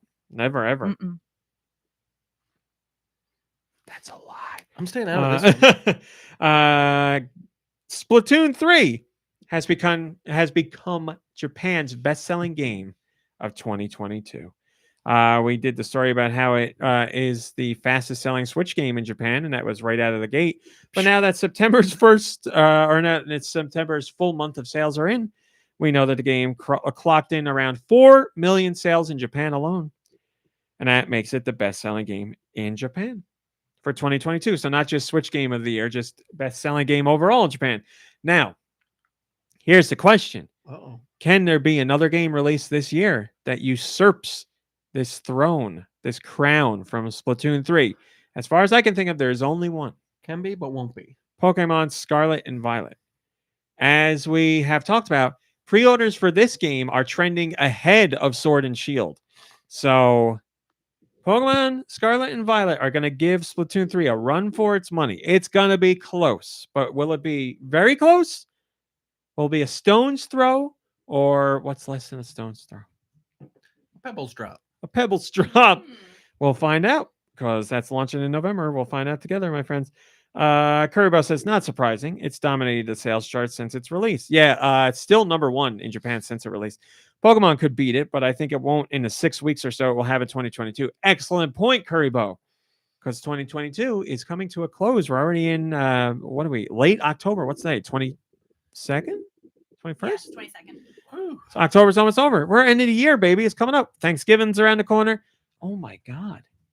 You're not, is your mom coming up for Thanksgiving? No, but she'll be coming up early December for Christmas. Staying through Christmas. Why? I'm going to do this without even asking because I know it's fine and it would be great. Would you like to come with us to family dinner Thanksgiving? Yeah, I mean, of course. At Nintendo's house. But Yeah. I wouldn't. But you haven't even spoken to me. I don't need. I will. I'll Yeah, double speak check, to but him, I have yeah. no problem asking because I'm sure they would love it. Man, I just hit me like a ton of bricks. I was Yeah, like, he's if gonna. there's- He lives here now. Yeah, if you're serious, I would love to. Oh, I'm That'd dead be nice. serious. I'm dead serious. Lot to Mom give Brain will thanks make for food, this year. so my sister, she makes good food, right? Yeah, she My makes mom great makes food. great pie. Yep. Danielle loves Yep. Danielle twice. Mom Brain loves my mom's I love your mom's pie. pie. Your mom's pie is succulent. Apple pie. This Apple is pie. gonna be a Thanksgiving to remember. And if you know usually what I'm there's talking a about. giant bucket of Reese's peanut butter, like pumpkins and stuff that shouldn't be Giant there, and we all bucket just of like, lube. go nuts. All that too, yeah. There you go. Splatoon 3. Sure, why not? Sure, why not? Guys, we got the UK's top 20 games for September 2022. It's just you two guessing, so best of luck to you. This is all video games at retail in the UK for September. E-Ring Eldenar.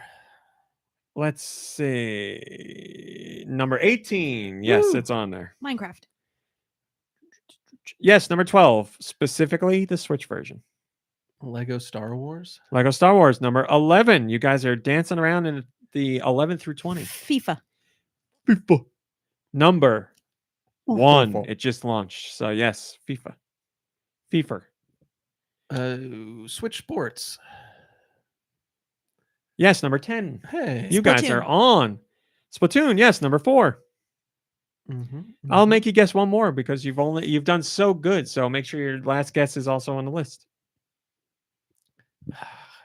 GTA 5. Yes, number 17. You Wow, made look it. You at made it. Great us. job, guys. You missed. By the way, GTA 5 is number 2.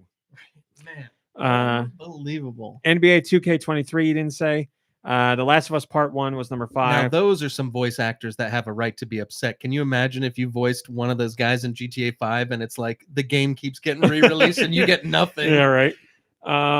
Red Dead Redemption or Saints Row is number 6. Red Dead Redemption 2 is number 7. Number 8 is F1 2022. Number 9 is Mario Kart 8 Deluxe. 10 we said is Switch Sports, then Lego, then Minecraft. Number 13 is Riders Republic. That must have been on a sale or something.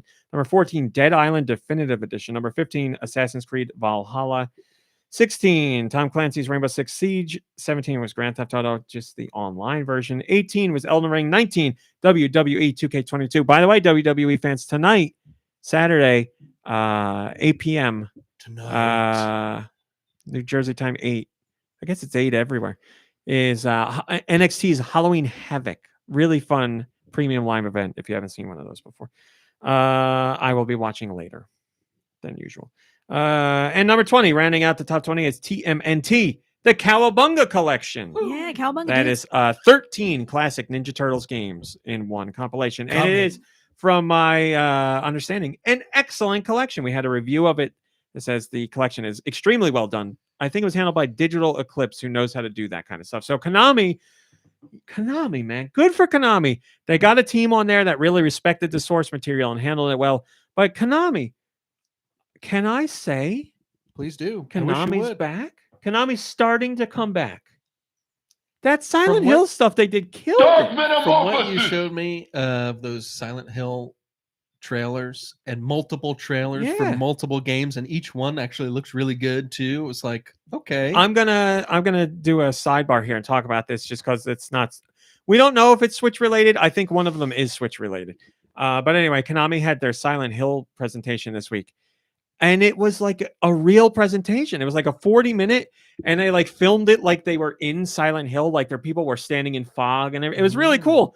And they took a lot of time to like record this in advance. It was really awesome to see. But yeah, they're like, hey guys, Silent Hill. Remember Silent Hill? We do. We know it's been 10 years since Silent Hill, but guess what? Silent Hill, Silent Hill, Silent Hill. So they were like, Silent Hill 2 remake. I'm not interested in remakes. The people love remakes. It's a remake of Silent Hill 2, the most popular Silent Hill. And it looks awesome. Looks too, great. like from what they showed too is really something. Looks good. They're working with Bloober Team, who does horror games. Great. They showed what's the name of that new one? The side game. Yeah. Annapurna. Yeah. Silent Hill Mm, Annapurna. Townfall. So they're doing Silent Hill Townfall, which is a side game. It looks like more of a narrative adventure kind of thing, which I'm totally down for with Silent Hill. That seems great. This developer has released 2 narrative games so far that have both won awards. Annapurna is publishing, one of my favorite publishers. And the 2 games that this team released are on the Switch. So I'm guessing this is going to go to Switch too. But it looks like some kind of narrative adventure that's handled through a TV radio. It looks awesome. The trailer looks great. Very atmospheric. Really cool. Very excited about that. They announced some sort of Silent Hill like interactive online experience for 2023 where you watch something that's happening in Silent Hill and the audience determines what's going to happen next. It's a cool idea. It's like a little side project. Oh, and by the way, J.J. Abrams is involved with it. So it's interesting. Just to be clear, it's not a game. It's like an interactive experience, but that's fine. I'm down for that kind of stuff. They confirmed that the next Silent Hill movie is in the works. I liked the first Silent Hill movie. I really liked that movie. I thought it did a good job of at very least capturing what Silent Hill was about. Was Sean Bean in that? He was, and guess what? He died. No. And then they rounded out the event with the reveal of a brand new Silent Hill game that looks it's set in Japan, and it's full of like, man, it looked really cool. I know it's just a cinematic, but to announce the game, I was like, this looks cool. Something about a doll and flowers taking over things. I don't watch that trailer. It's cool. And they use the classic Silent Hill music too, which gave me goosebumps. I love it. I love it. I love it. It looked really cool. But yeah, I was like, holy crap, Konami. We heard those rumors that Konami was licensing out their IP and they were going to make a push to bring things back like Silent Hill, Castlevania, and what's the other big Konami thing that I'm forgetting? Metal Gear. So here was your Silent Hill, and holy crap, if that's the route they're taking with all their other franchises, I'm excited. If Konami, for Konami to be like, hey, we don't have the developers we used to. We really can't make the games like we used to, but we're going to partner with companies that we think can make these games into something great nowadays. I'm all about it. Shows respect for the franchise, shows respect in the sense that they're like, we can't handle it. Somebody else could do it better. That's great. Gives you a little more hope as a fan to be like, okay, they at least know that this is important and they're putting a lot of effort into like somehow making it work. So hopefully we can see another Metal Gear and definitely Castlevania. That would be. And if that's what happens, like it certainly seems that's what happened with Silent Hill. And if the rumors are true, it will happen with those other big brands, which is great. I'm and interested in if this. that is the case, I can appreciate the rejiggering that Konami went through. They went through a period of like 5 to 7 years where they're like, we're going to make money on mobile. We'll put out a couple other games that we know will make money. We'll do pachinko machines and we'll make money there while we're rejiggering the company to figure out what we're going to do with our bigger brands. And now they're going to be like, we'll license these out and continue our other businesses.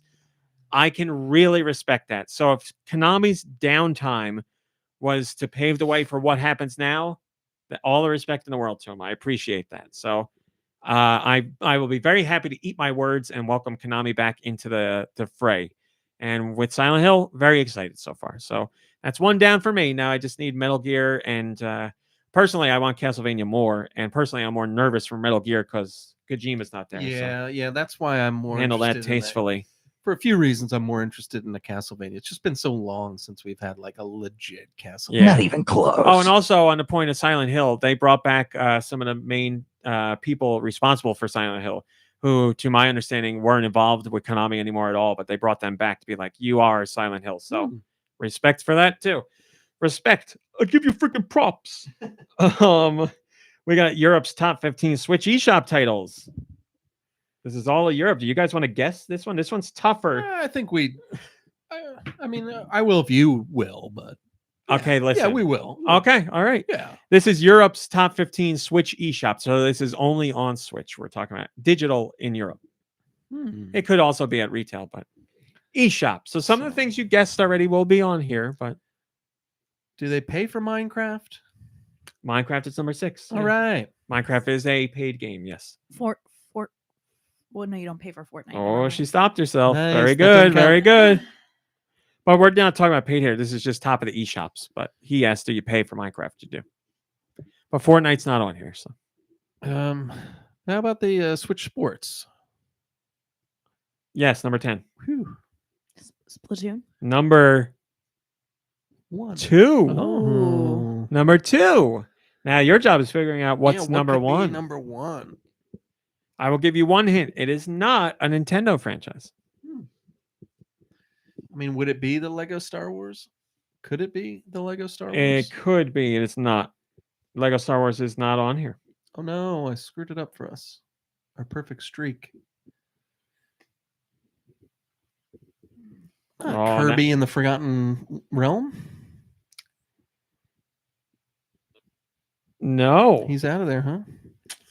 But would you care to guess again? Kirby's Tasty Ride. Kirby's What's it called? Kirby's Dream Buffet, yes, is Yes. number 8. Is there a Pokemon situation? Oh, that's a good guess. Well, with the new Pokemon coming out, that's not likely. No. All right, I'll give you some hints. I won't make you struggle anymore. Number 1. One of the biggest brands in the world. Disney. Yes. Oh, is it the kind of like Animal Crossing? Yes. Disney game? Dreamlight Valley is number 1. Yes. Oh. Number 2, Splatoon 3. Number 3, you own multiple entries in this franchise on the Wii, but you don't think you played Pikmin? them all. Oh. WiiWare, I should say, specifically. They were re-downloaded on your system. And you were like, I had these games? I believe there was 5 of them on WiiWare. Oh, really? So Monkey Island's selling well? Return to Monkey Island is number 3. And Good for them. Devolver Digital has said this is the fastest selling Monkey Island game ever. Well, that's Alright. great. That is great to see. Number 4, it's Europe. FIFA. Yeah, very good. Number 5 is Disney Dreamlight Valley Ultimate Edition. 2 spots on here. Wow. Number 6 is Minecraft. Number 7, you guys haven't played it. We have a review for it. Very popular. Cult of the Lamb. Number 8 is Kirby, whatever you called it, because that was a better name. Tasty Ride. Tasty Kirby's Ride. Joe Shabadoo says, when Kirby's back on the podcast, ask him about his tasty ride. That's in fact why he's not here today. That's right. Well, probably, yeah. Number 9, a game, Mom Brain, you should check out. Bear and Breakfast. Take a look at that one. I think I did. I think I looked it up and I was like, oh, I've played a lot of these kinds of games. It's true. You were thinking you were going to do Undertale soon. Still waiting for that. Yeah. Number 10, Nintendo Switch Sports. Number 11, Mario Kart 8 Deluxe. Just Number gotta 12, chill. a Mom Brain favorite Animal Crossing? on the Switch. No. I haven't played it in a while, but you played a ton of it on the Switch. Stardew Valley. Yeah, Stardew Valley. Oh, yeah. Number 13, Cult of the Lamb with the DLC bundled in. So 2 entries for that one, too. Number 14, not Pokemon, but Pokemon like Temtem. Temtem. And number 15. Tam.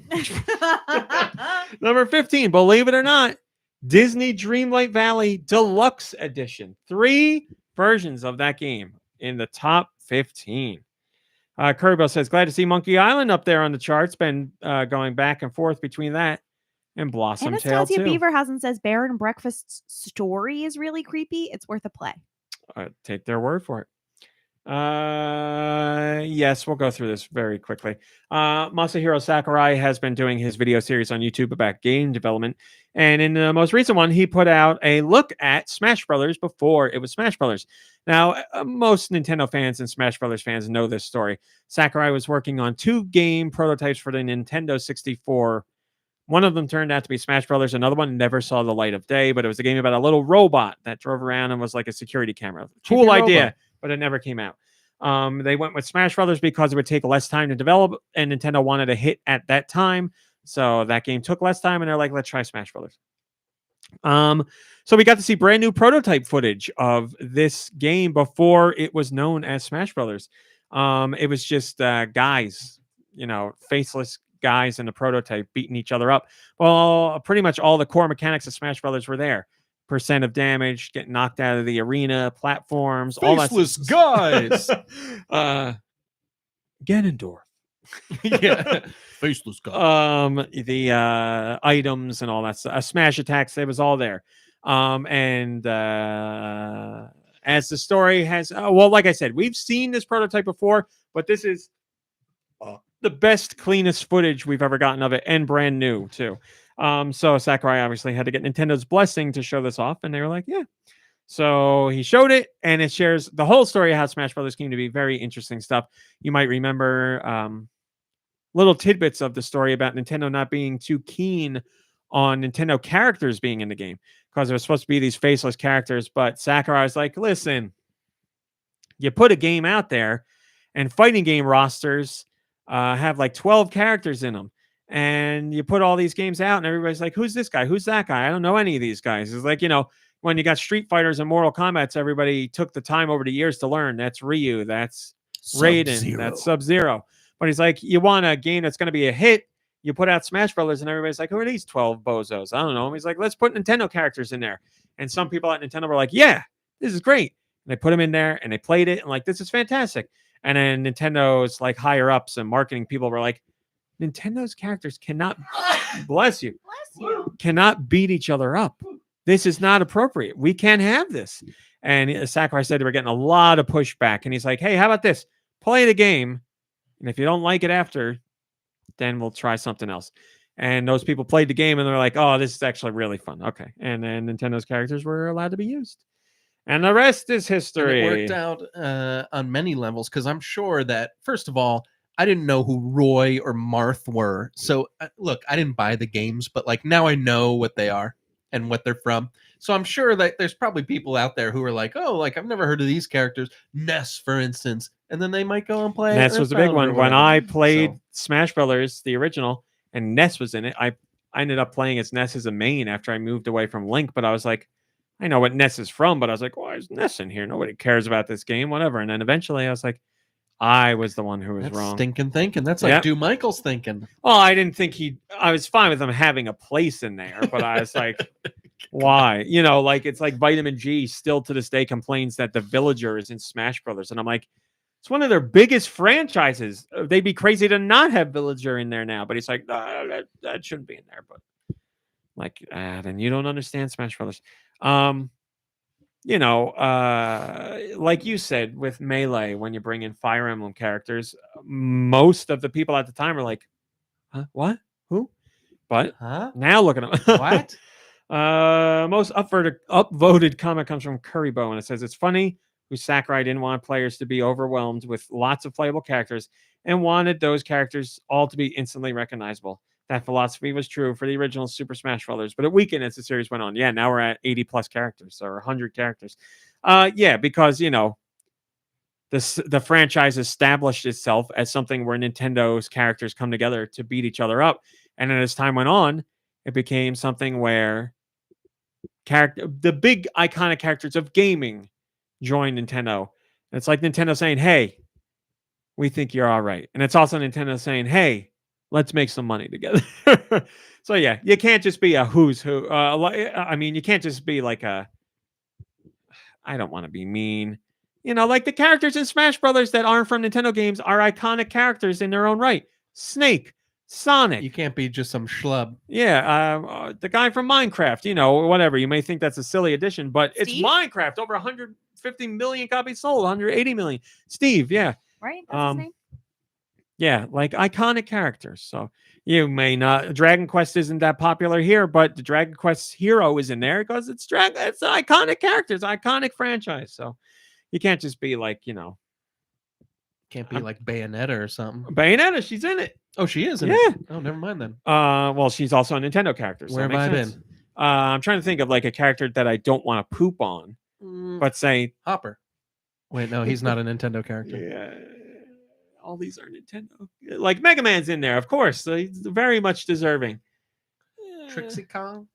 No, like that. If you're a Nintendo character, you're worthy. I don't care how little of a character Oh you man, Linebeck. That would be great. are. Is he an assist trophy? I don't Oh, know. is he? He might already be. He's in not it as, playable, like, but he something. might be in it as an assist. I would trophy. love to see him again. Man, he was great. I was watching the new Tears of the King, or I was watching the latest Tears of the Kingdom trailer again last night, and I was like, "Oh man, I want Midna to be in this so bad," but I don't know. Yeah, I'm gonna like whatever that turns out to be, but I'm with you on that. It would be nice to see Midna again, or the Twilight Realm, or get a little something.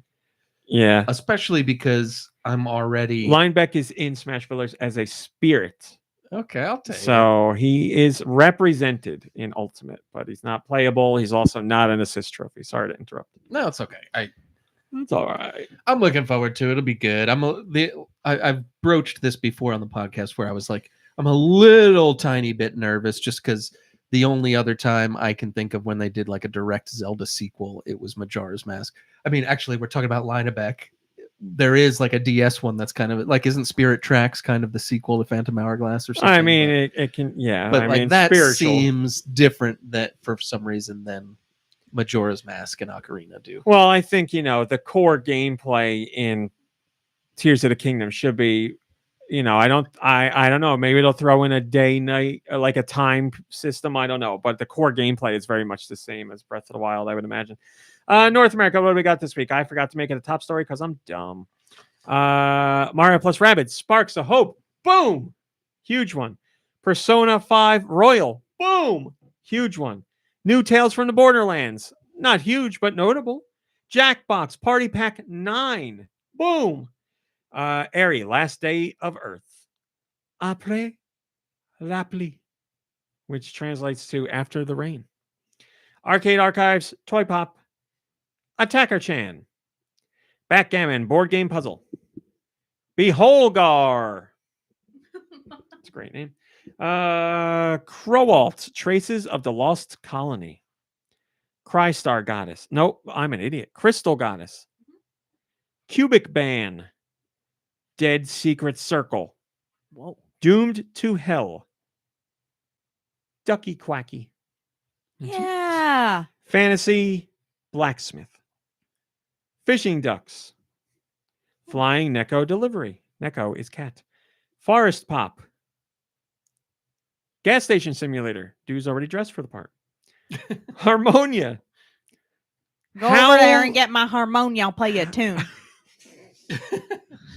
You mean your harmonica, Grandpa? No, my harmonia. Halloween Hero. Halloween Boy, Hero. Nikki Hill would probably love I know. that. Oh, I'm saving this one for the last because I'm so excited. Letterbox by Paugy. Little Mouse's Encyclopedia plus comic coloring book. Lost Grimoires 2. Shard of Mystery. Match Point. Tennis Champions. Miraculous Rise of the Sphinx. Moonlight. One More Island. One True Hero. Our Fantasy Quest. Pink Explorer.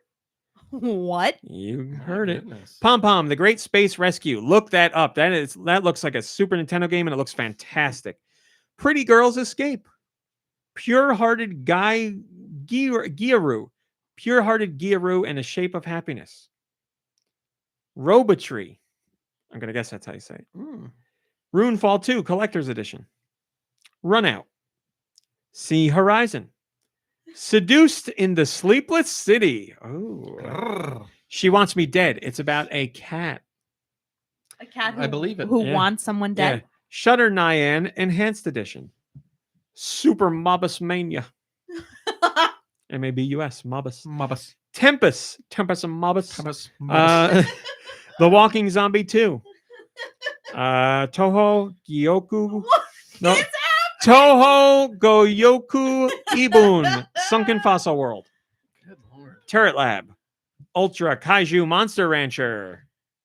Warhammer 40,000. Shoot us, blood and teeth. Shoot us, diabetes. S-H-O-O-T-A-S. Shoot us. World Soccer Cup 2022. Yomawari Lost in the Dark. Zombies, Killer Machine, Car Games, Driving, Dead Mechanic Simulator, and the one I saved until last. Guys, it's time. JoJo Siwa Worldwide Party! Woo! First comment comes from Currybo. I'm buying Mario plus Rabbids Sparks of Hope for my partner because he loved the first one. Well, they're going to love you, and they're going to love this game even more. Europe.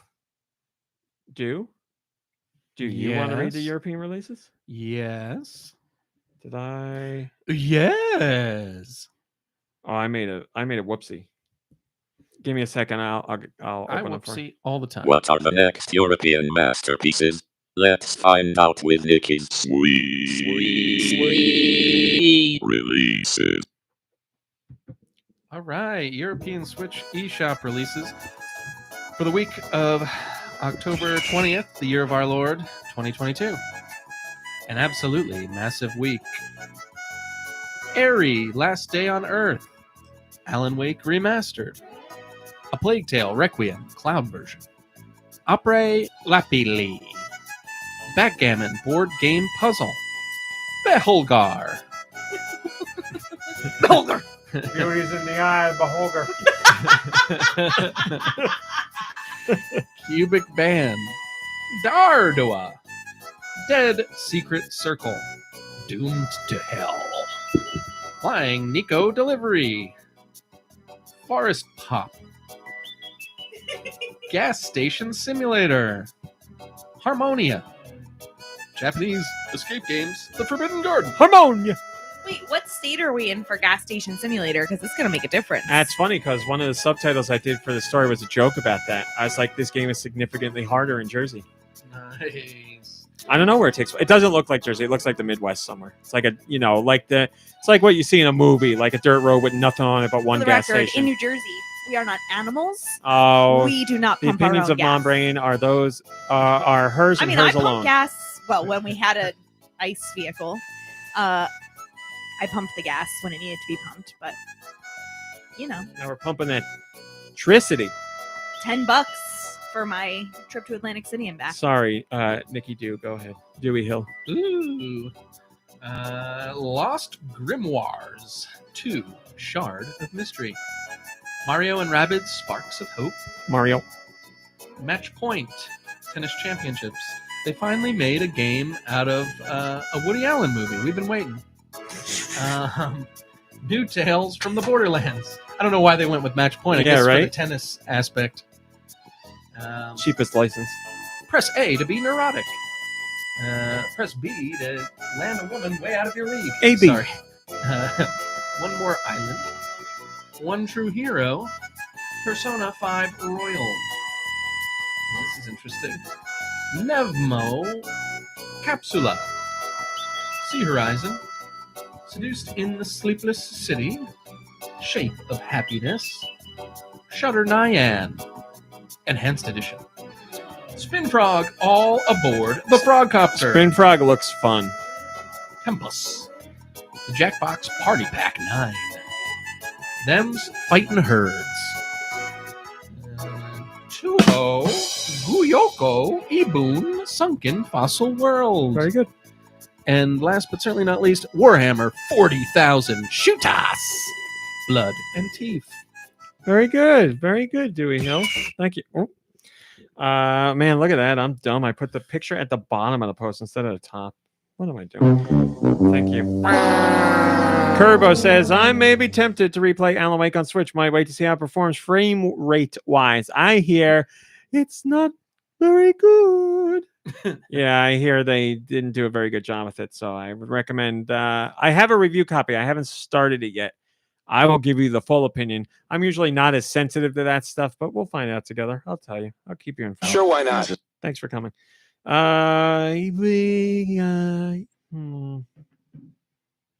Bad luck. right, sure, we'll do this. Mario plus Rabbids Sparks of Hope is out now. Hey, The sequel to the award-winning, multi-million selling Kingdom Battle, Mario and the Rabbids have teamed up once again. But there's a rule Nintendo had in both Mario and What Rabbids rules? games. And it's one you might not expect, according to Davide Soliani, the creative director, the man who cried at E3 when the game was revealed and is one of my favorite gaming moments ever. I did an cried interview. when the game was revealed too, but for a different reason. He did an interview and he was like, yeah, Nintendo's got some stuff that they eased up on for the sequel, but they also got some stuff that they won't move on. Like Mario's nipples. He They're says in it. There's only one rule that can't be broken, he says. What The rule rules? is you cannot jump because What it's not rules? a platformer game.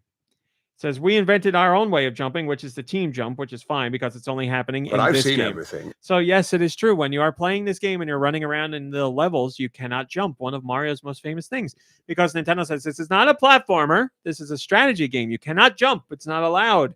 Mario jumps in platforming games, and Ubisoft's like, whatever. But in battle, you can do what is called a team jump, where you run over to one character and they launch you in the air and you propeller fly to another spot. So it helps you reach further spots on the game board.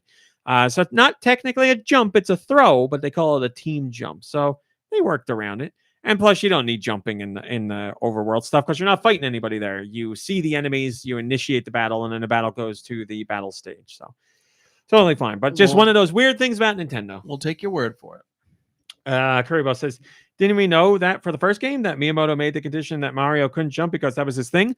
Yeah, but this article was about them easing up on other restrictions that they imposed on the first game, but they wouldn't budge on the jumping one. So I guess that's just going to be the way it is forever. That's just the way it is.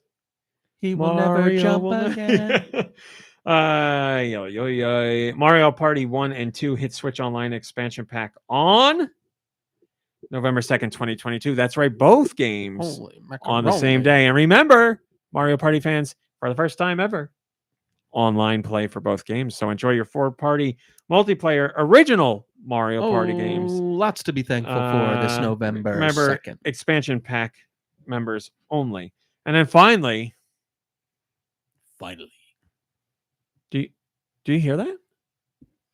Do you hear that, Mumbrain? You hear that, George? Hey, be quiet. I think I hear something.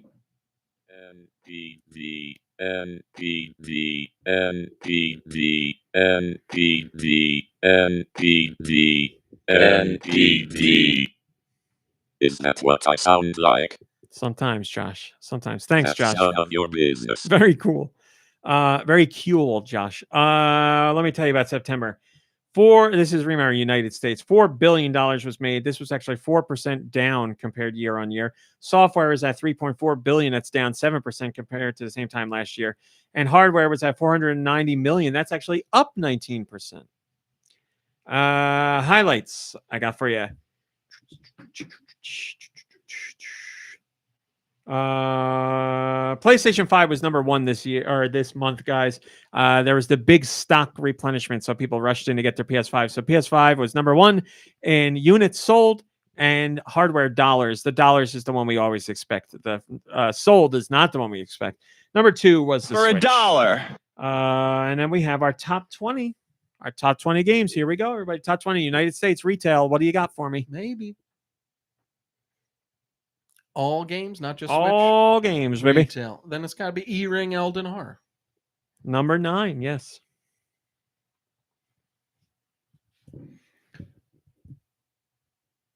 Splatoon. Yes, number 4. Very good, very good. Lego Star Wars.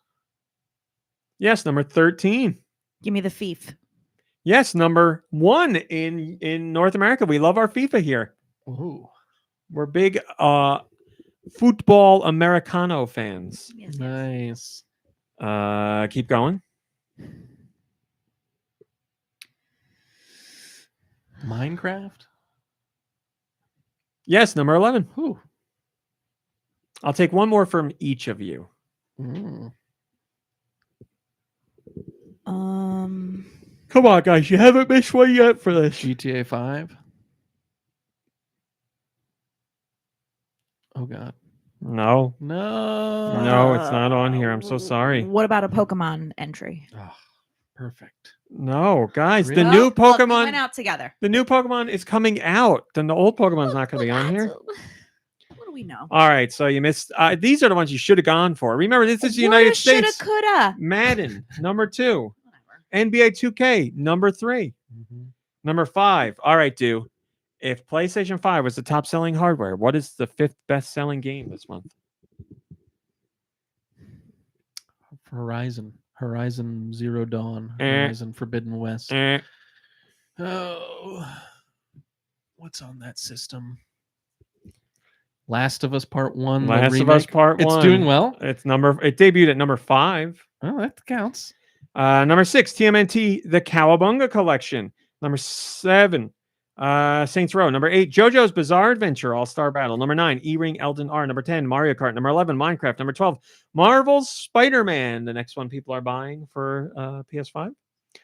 Number 13, Lego Star Wars: The Skywalker Saga. So what are people buying for their new PS5s? A game from the PS4 and a game from the PS4. There you go. Lego Star Wars is number 13. Number 14 is Smash Brothers. Number 15 is Call of Duty. Number 16, Horizon 2 Forbidden West, the next PS5 game for PS4. Number 17, Call of Duty Vanguard. Number 18, Assassin's Creed Valhalla. Number 19, MLB The Show 2022. And finally, number 20, Dragon Ball Z Kakarot. There you go. Top 20. Currybo says industry as a whole is down year over year. Various factors involved. Not terrible, though. Only a slight dip. Yeah, definitely not bad at all. And expected to be down. You're going from heat of the pandemic to living more normally with the pandemic, I'll say. But it's still here, people. People, we got the new variant coming out. Numbers are up lately, guys. We're doing it.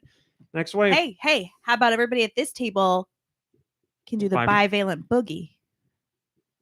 Because we've all been boosted. Yes, we can. We are all we're trivalent with our bivalents. A trio of bivalents.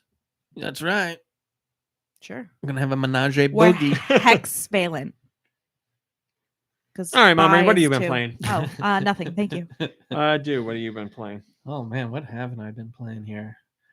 Do baby do. By the way, chat, tell me what you've been playing, and I will share the word with everybody. Hi, Khufu the Mummy. Okay. Sorry. No, it's okay. So I booted up the old Switch, played some N64 games. I saw that. I saw that. Did you? Yeah, I was playing, I don't know, probably Fortnite. I saw you pop online. Yes, you did. Yes, you did. So I played a little bit of Wave Race 64 and Pilot Wings 64. Have you played those before? No, that's why. And Oh. you'd been like crowing about Pilot Wings, especially. Oh, I love it. So I booted it up, and I never thought I would like it, especially just because of the age, not because of the game itself. But I was like, there's no way I'm going to boot up a game that was on the 64 that I've never played and enjoy it. It was kind of fun. I was like enjoying it. It was like the controls were really great. Like it was like easy. It felt like a Nintendo game. It was good. What music was decent. What'd you do? Paraglider? I was that chick that's in the air right now. Yes. But yeah, we did. Yeah, the paraglider and like the jet pack. You and do that weird helicopter thing? No, I only gave it the 2 rounds, but it was better than I thought it would be. And so there you go. Like, I don't know. Have fun with that. Wave Race was also kind of decent. But it would just like isn't really my thing. Like Wave Race. I remember having Jet Moto 2, obviously too. Of back, course, the back on the sequel, yeah. PlayStation, and I liked it fine. But I don't know. Yeah, it's not really my genre. I was a big fan of Jet Moto back in the day. I liked the first and the second a lot. The third one, they messed things up. Yeah, but yeah. So I did that just for a little. What are you thinking? I'll do it, Mom Rain. Never mind. Great job. But yeah, and then I managed to boot up this game Moon Scars that I was talking about last week. Remember, I was caught in the glitch, and I didn't think I was going to be able to play it anymore. And the next morning after the podcast, I woke up and booted it up just kind of on a whim. And it turns out there was an update that you looked up, RMC. They released a hot fix the same day as the podcast. Later, Yeah. like after that show. It's definitely because they heard the podcast and they heard me talking about it. I'm sure. Yep. But yeah, so I was able to boot the game up, which was great, and like play a little bit more. And I've got a bunch of things to say about it. What's funny about what I'm about to say is I really do like this game, but it's gonna seem by my bullet points that I have a lot of problems with it. But trust me, I still like the game. But it's got like a lot of cons to it. Probably the biggest one for me is like how it's not really a level up system, but it's basically you fight enemies, and the more you win, then you get to like choose one of 3 like upgrades, and you choose and they stack. So like the better you do, the more people you kill, the more upgrades you can stack, and then if you play for 30 minutes or something, you're like starting to get pretty powerful. Yeah. The problem is if you die, it takes those away. Now, what makes that difficult is if you're doing really well for a long time, and then you can actually get to a point in the game where like there's a lot of really tough enemies, and you're kind of in a part of the map that's like isolated.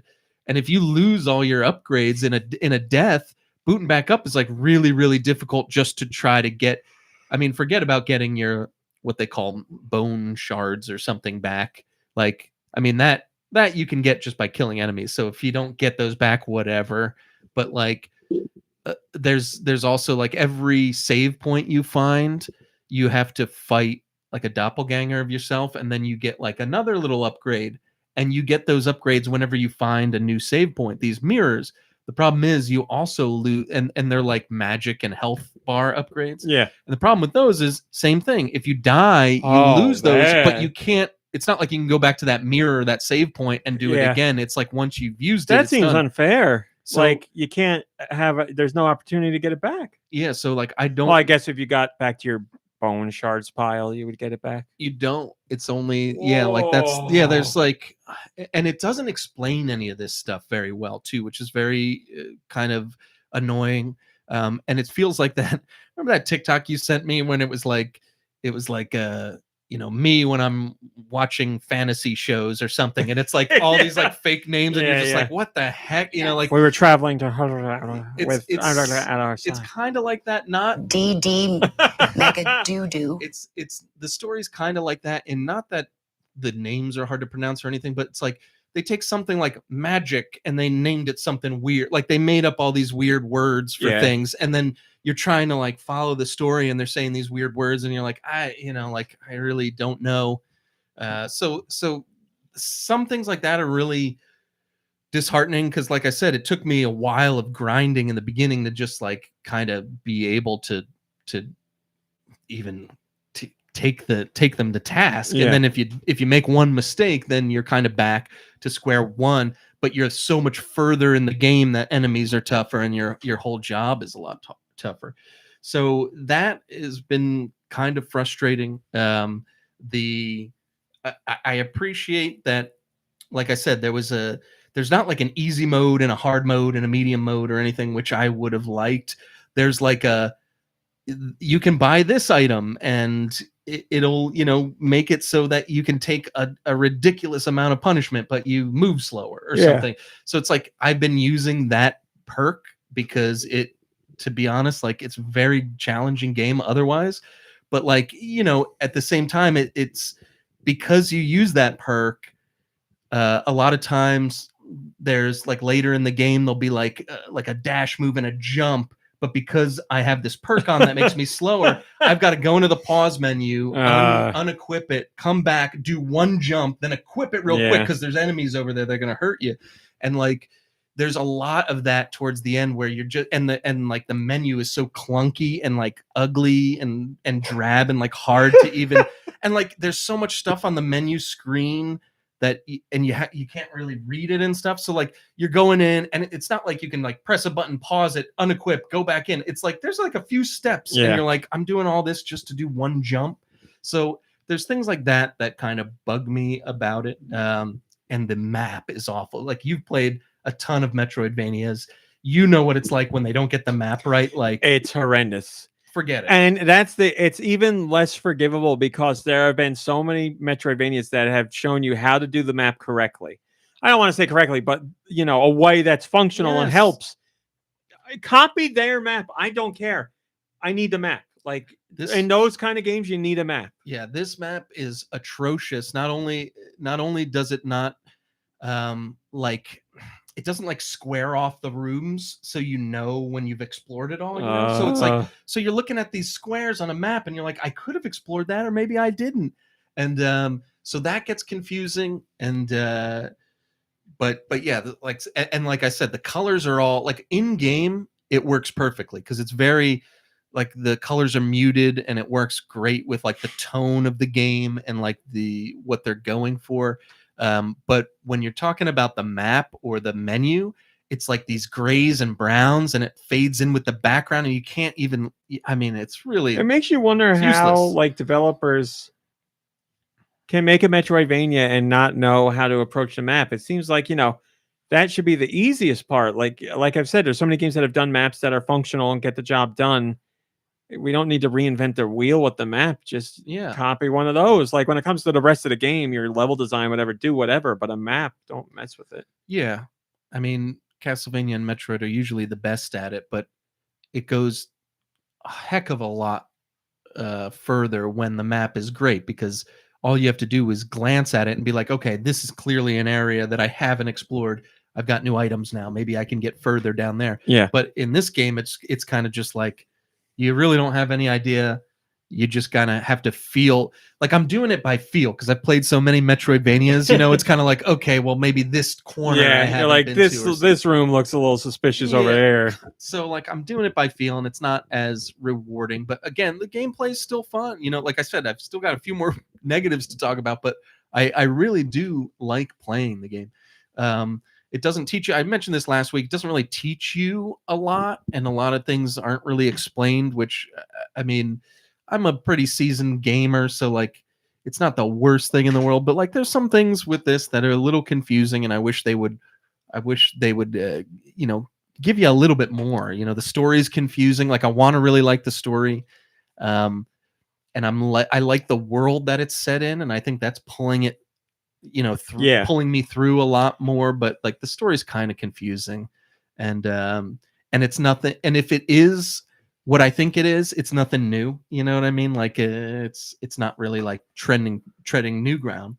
But yeah, so like those are like my misgivings for the game. But like its art style and its music and its mood, like all of that encompassed together, is really, really well done. The gameplay is really, really fun.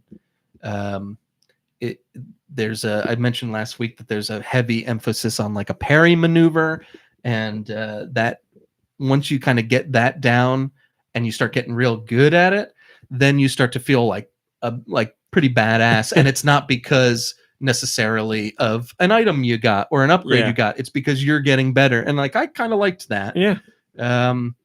And then like little things like, because like I said, the graphics aren't, they got like a pixelated kind of 2D look to them, but like I just love how it look like. It's really well done. But they have little things in there, like you could see your main character's breath and stuff, like when she's breathing, like little things like that. I like that. Yeah, really, really make it lively. Like it's got a really cool feel to it, like that. So.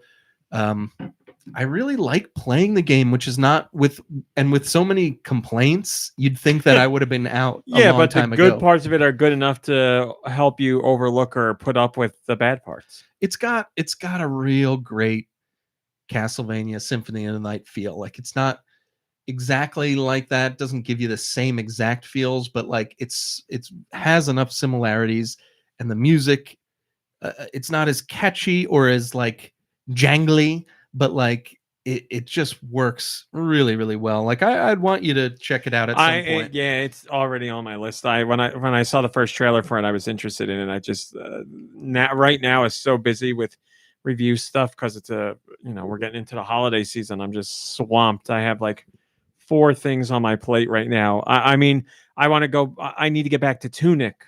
And you know how much I loved Tunic, and I just had other embargoes and stuff come up that I had to tackle. But at some point, I definitely will. I mean, Metroidvania is probably, if not my favorite genre. It's one of my favorites easily. So I'm definitely down. Yeah, Uh, it's cool. So I'm enjoying it even with all that stuff. Haven't experienced any glitches since that update Oh, that's patch. good. And I told you that there were like there were like a couple before my game Yeah. breaking glitch that had happened too. So well, that's good. yeah. That's how it's supposed to happen. So we'll see. And then I decided to play BioShock Infinite again. I played it on the Switch this time around. That's what I saw you playing. That's what I yeah. saw. Yes. Yeah, it's great. I mean, like, come on, who hasn't played that? And if you haven't, you should. It's Switch version it's runs so fine. Great. Yeah, it ran great. It ran fine. There was one part. So I beat the game this week, and then I decided it comes with the DLCs too. So I Yeah. decided to play the DLCs, and I was like halfway through the first of 2 DLCs, and there's a part in the game where you go into like an airlock, and like the door behind you has to lock, and then the door in front of you unlocks, and it's clearly a loading screen, but they, Yeah. and it just keeps loading, and I'm stuck in the airlock, and I was like, this is weird. So I Googled it. It's a problem that's been in every version of the DLC since it came out, and they've never, like, it's been on it, like on the PlayStation 3. People are like, on the PlayStation 3, this was happening to me. This is like a 9-year-old I love forum. that the problem is that old and they can't fix it yet. They can find time to port the whole game over to new systems. Yeah, like, and it's not one of those. Here's the thing: if it happened in the original game, like BioShock Infinite, every 5 seconds the game is auto saving. For some reason, this DLC does not auto save for huge chunks of time. So I had to restart and reload a checkpoint, and it was so far back in the DLC that I was like, I don't even think it's worth me going through, like, searching it, because I like to search every like trash can. Yeah. It's like, I don't want to do all this again just to get to that room and Have it roll a happen again. dice. Yeah. Like, so I stopped playing it, and that was really, really frustrating, because like I was, as you could tell, I was in a BioShock mood. Yeah. Like I played that and I was into it, and then I wanted the DLC to work. So yeah, that was a bummer. But yeah, I don't know. I really love the BioShock games. Infinite. I think I like the first BioShock better overall, but there's something about Infinite's gameplay and of course its world that is just, I could just spend all afternoon in there. So yeah, I mean, the first one is like iconic, and that Infinite is a fantastic game, but you can't have that one without having the original. So. Yeah, but it's funny because I told you that I was playing that, right? And you were like laughing because I always play games that I played 8 million times, and every once in a while I'll start them up. And I always say, like, I'm surprised that I made it through the first 5 minutes because, usually I'll start these games on a whim, like, oh, yeah, I love this game. Let me try it. And then like 5 minutes in, I'll be like, man, I'm bored. I didn't really want to play it after all. And you were just like, you were laughing because you were like, every time you bring this up, it seems like you play through the whole game. And I was like, I'm just not telling you about the games that I don't make it past the first 5 minutes. But yeah, thanks for listening. I love to talk about the stuff that I played, and I love to play, and that's what I did. Let me tell you what everybody in the chat's been playing. Let me see. Drake Gamer says played some Wave Race 64 with Rumble just as the pod was starting. Anastasia Beaverhausen says they're playing Mario and Rabbids Sparks of Hope. And oh, no wonder I went up too far. Red Souza says Battle Chef Brigade. They're playing that, and I highly recommend it. Blinded by Daylight says Xeno Crisis. It's hard. Anastasia Beaverhausen says I got the Leisure Suit Larry bundle on sale with the points paid like £3. So I finished the first one. Yes, by the way, rest in peace. Oh, this is terrible. Rest in peace, the voice of Leisure Suit Larry. Leisure Suit Larry voice. Jan Rabson, who voiced Leisure Suit Larry for decades, passed away, sadly. He passed away at the age of 68. I have been a big fan of the Leisure Suit Larry game since I was a kid. And I definitely know that voice well. So yes, rest in peace to the one and only Leisure Suit Larry. I don't think there was another voice actor who did it. So sad to say, but Blinded by Daylight is playing Splatoon 3. Spaniel, hello Spaniel. They're playing Potionomics. Super fun. Hopes it comes to the Switch soon. I've heard good things about that. Red Souza says, I've never played Pilot Wings on a 64, but I love Pilot Wings on the Super Nintendo. Roth, I think they're just mentioning Wave Race. Blinded by Daylight says The Division 2 as an excuse to chat with friends. Ice Dilbert says they're playing Strange Brigade. We were playing that for a while. With Nikki Nicholas Hill. Mountain. And Unusual Findings. I've heard good things from Unusual Findings was made by I don't want to say that. I'm not sure. Kufu is playing Nintendo Switch Sports. And I think I got Backseat Studios is planning to check out Persona 5 Royale or Royal. I keep doing that. Royal. Drake played Disney Dreamlight Valley. Solid Master Link played Pokemon Picross. And Super Blastic says they can't stop playing Smash Brothers Ultimate. Hylian Thomas is about to start Blossom Tales 2. And that's what people in chat Did you get Blossom Know Tales 2 about yet? my future. I did not. Not yet. Not yet. What did you play, RMC, this week? Oh, thanks, Stu. As you know, I've been playing a lot of Mario Rabbids Sparks of Hope, and I did my review in progress because that game has so much to do. There's a topic I want to talk about in more detail. I'm going to save it for next week's show. But the game is fantastic. It scratches such an itch for me. It's so good. The changes to the battle system are great. You're not moving around on a grid anymore, or you're not moving on a pseudo grid. You have like a cone or like an outline of where you can walk, and you're free to walk wherever you want in that and attack enemies or hide or whatever. And I would choose to hide. It's so good. It's my so good. Everybody's moves. There's so much variety in everybody's moves, and these sparks add a whole new layer to the game because now you can get, boosts to all different attributes or defense stuff. Or it's so good, and the levels are so much fun to explore. It's great. Just go read my review. I really don't feel I need to sing this game's praises because it's Mario and Rabbids. Like, people are going to play this game as they should.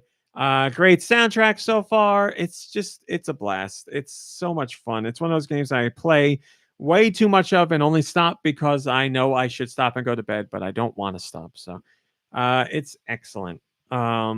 Peace and love. And I played Fortnite, of course. Fortnite. And I'm like 8 levels away from unlocking that Spider-Gwen costume. I'm almost there. Having a lot of fun with that. That goo gun is the best gun that's ever been in Fortnite. It's amazing.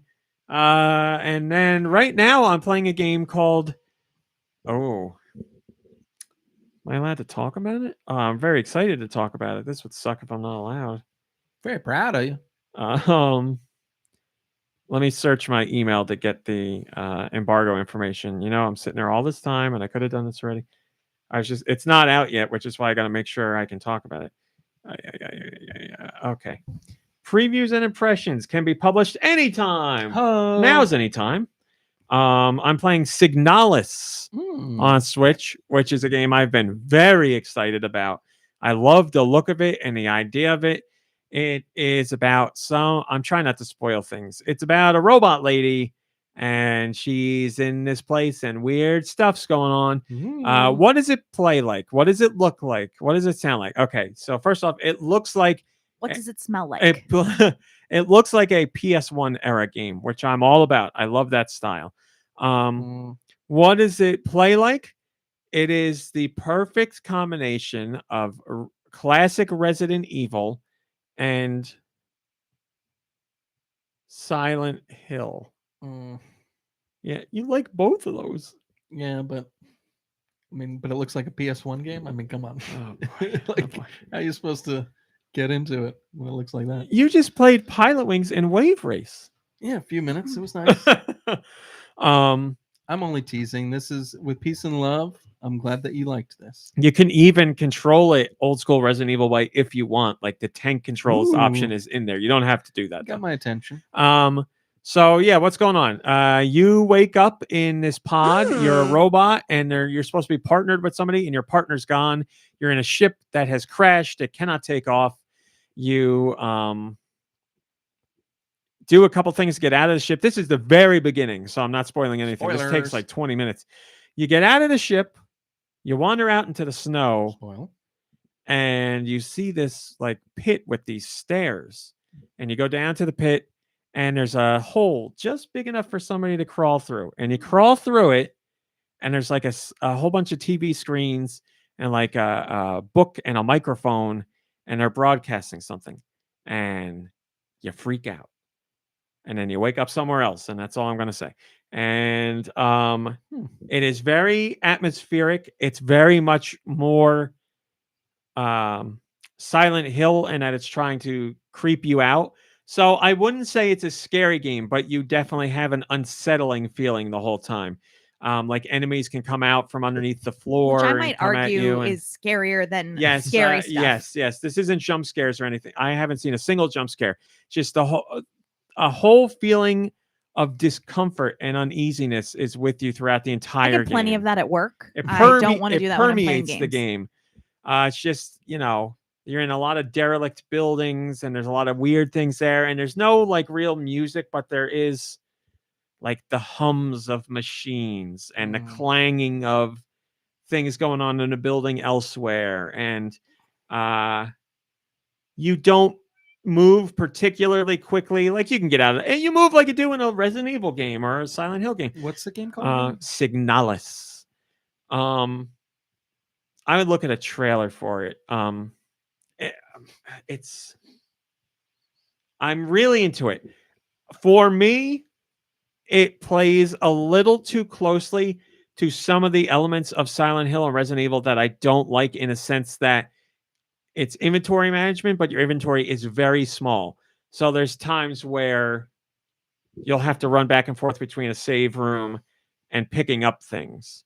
And I don't mind a little bit of that. It's a little too much for me, but it's not ruining the experience. But if it were me and I was making the game, I would ease up on that. Obviously, ammo is scarce as well, which is a part of those games, which is fine. But I know some people get irked by that. But yeah, and then it's very much, when it comes to the Resident Evil aspect, it's very much puzzles, Resident Evil style. So, things that don't really make sense, but it's fine. You see like there's a key card door with like key cards that need 6 key cards, and it's like you need the fire key and the water key, and you go get them by solving weird puzzles. And like here's this doll that's holding a microphone, and you have to broadcast the signal to make it play a song, and then it opens this up and you get a key card, and whatever stuff that doesn't make sense, but that's fine. It's just puzzles you have to figure out. I would say the puzzles are considerably harder than Resident Evil. I don't think Resident Evil's puzzles are hard at all. Yeah. Resident Evil puzzles are like, you need a crank. Oh, the crank's in this room. This is like, here's a series of constellations, and you have to spin them in the right direction.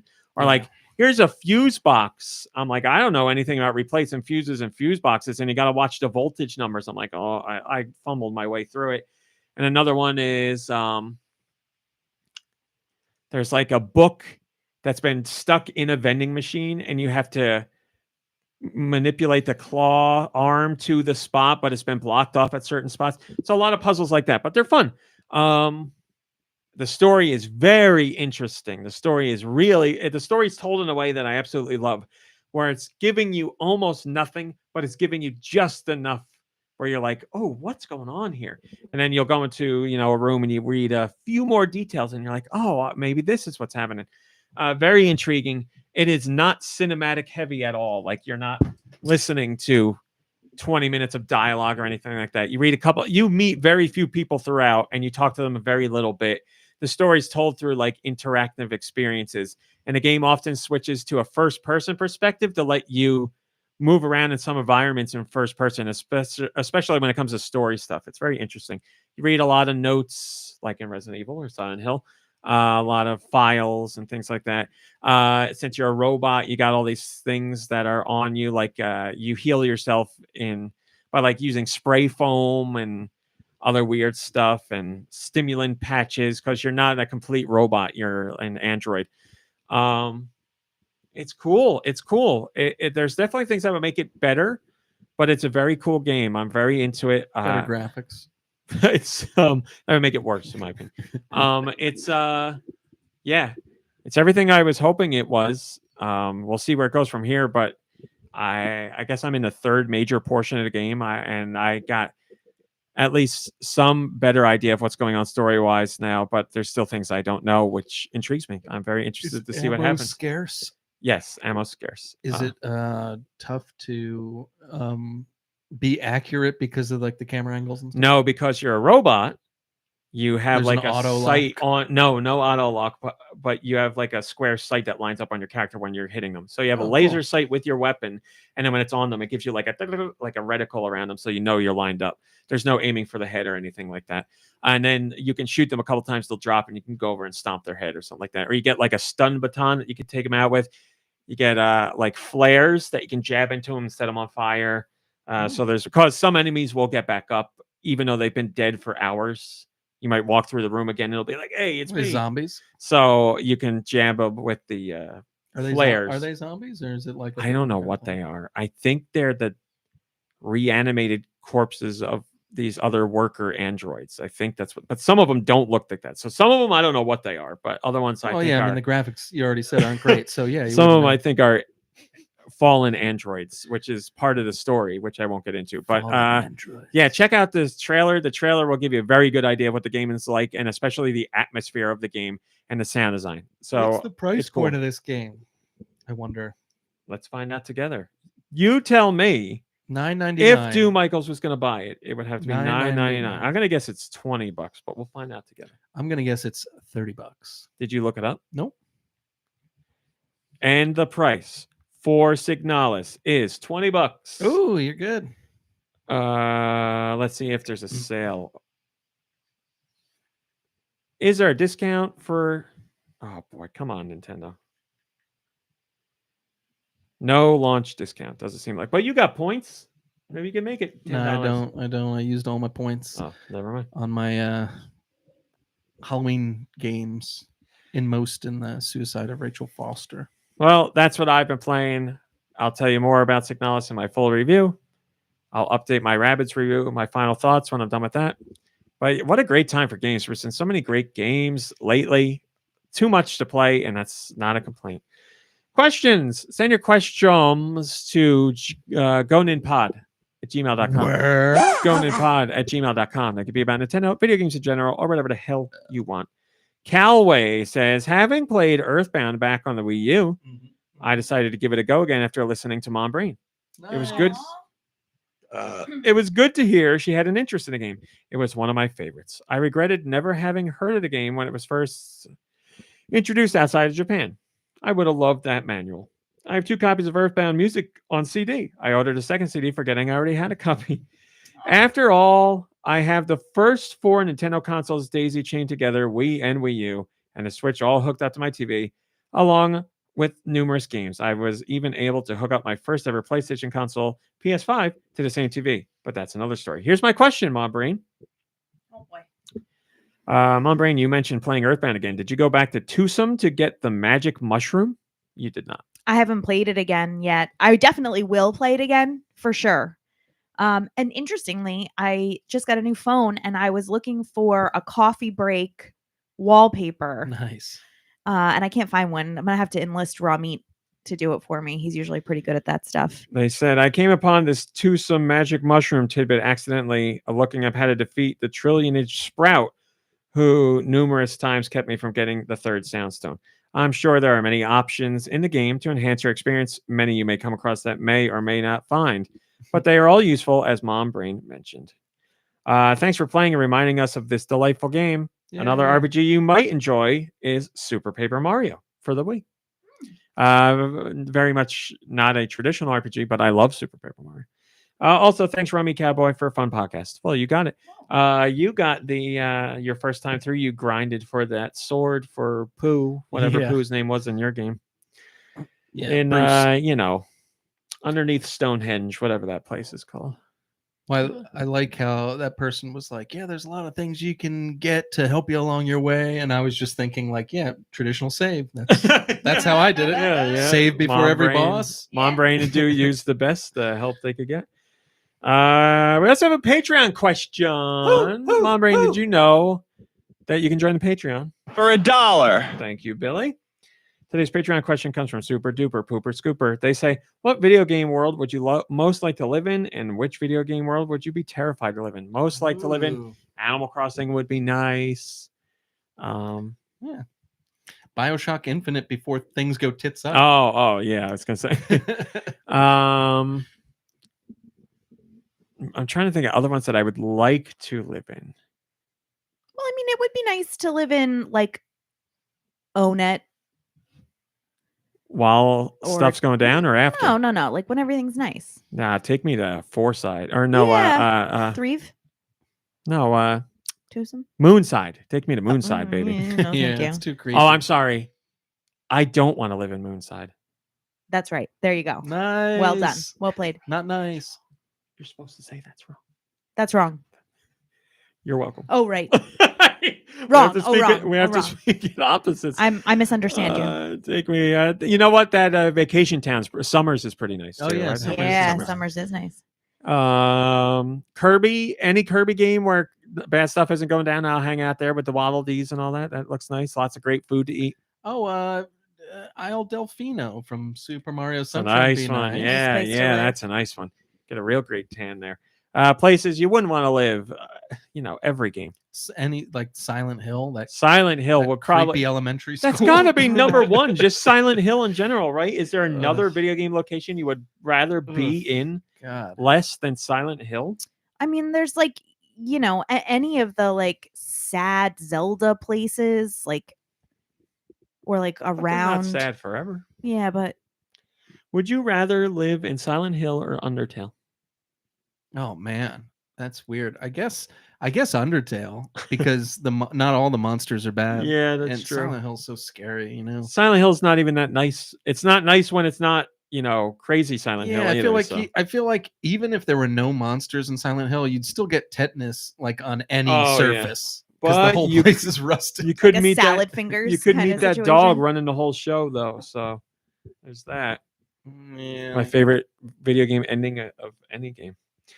Yeah, other is what bad happened. ones.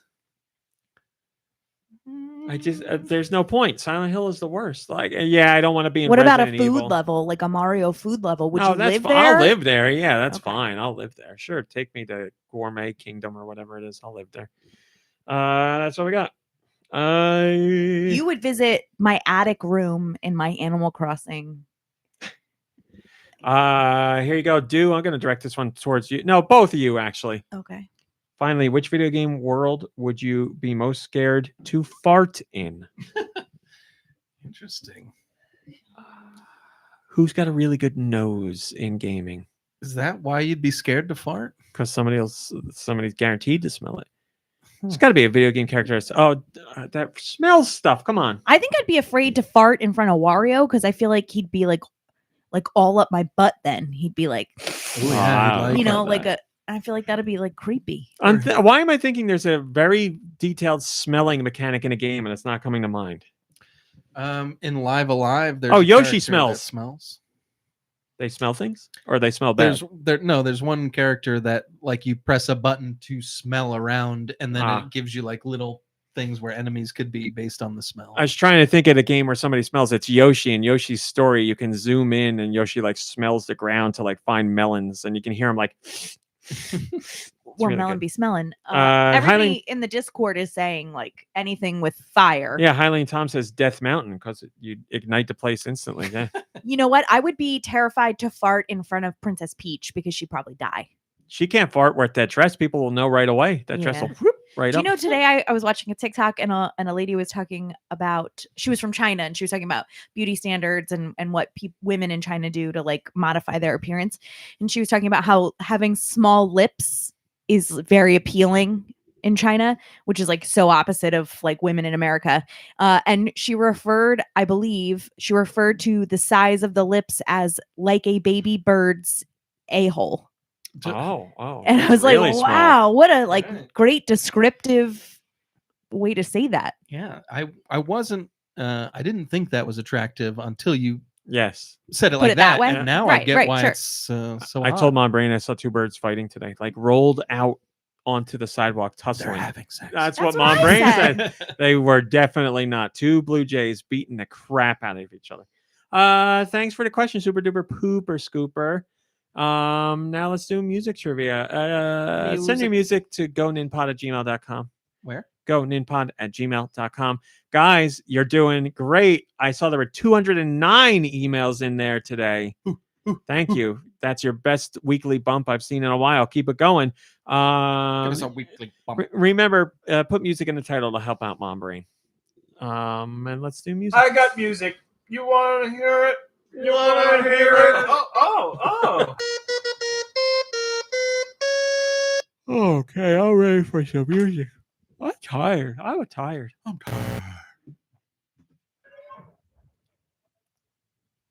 Yes. Here we go. Here we go. My favorite song.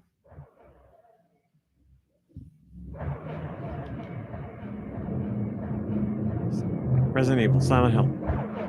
Those would both be incorrect. Undertale.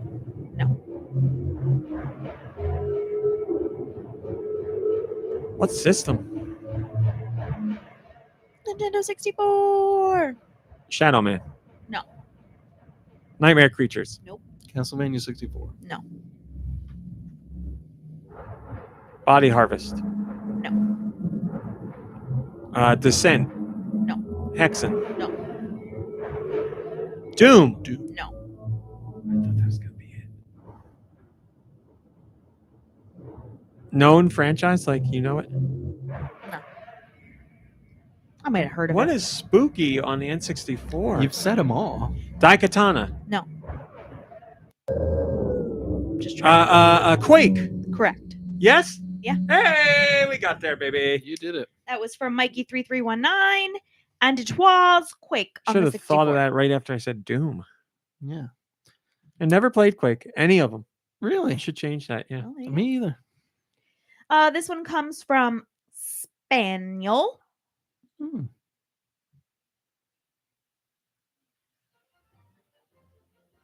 Yep. It's playing.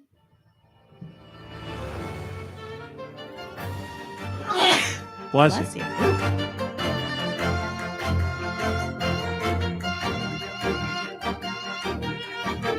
Is this Switch? It is. This seems very familiar. I don't know if you played it or not. Well, you know, with this instrument, I have two guesses right away. Okay. Professor Layton and Ace Attorney. It is The Great Ace Attorney There you go. on the Switch. I know my instrument's Capcom. Don't try and fool me. And you never played it, huh? I know, but I know the Ace Attorney, like, they use that instrument a lot. I played a lot of the Ace Attorney games, but not that one in particular. I have to be honest, I wasn't interested because it's like takes place in like olden times, and I'm like, not for me. Remind me too much of my family. I mean, well, you like your family. Listen, I like my family, but it's the truth. That's what I think. I was like, no, it's historical, not for me. Olden times. Okay. I mean, yeah, just leave it at that. It's more interesting to think about what you mean by that. No, I got to tell you where it takes place. Okay. This song comes from Jess I. Oh, hold on. It is not a game about a Petco commercial. Okay. Oh, this is Galaxy. Yeah. Not a bad soundtrack. It's actually Galaxy 2, but Oh, okay.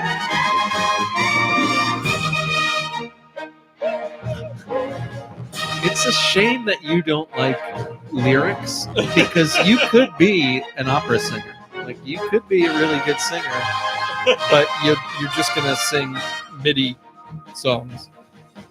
The Great Ace Attorney takes place near the end of the 19th century. So like 1890s. and I Not did for tell you me. that came from Jess I, right? I want to make sure I Sure. give credit. Whoa, 17 texts. That's all. It's The all Corona Corona Clan? Clan. Yeah. How did I not get any of them? Oh no, different. Old Oh. people family. They're playing a word game. Uh-huh. They're This- playing Wordle and Contexto, which I just taught them about. Mahawk. This one comes from Ask Me. I just want to make sure we're okay.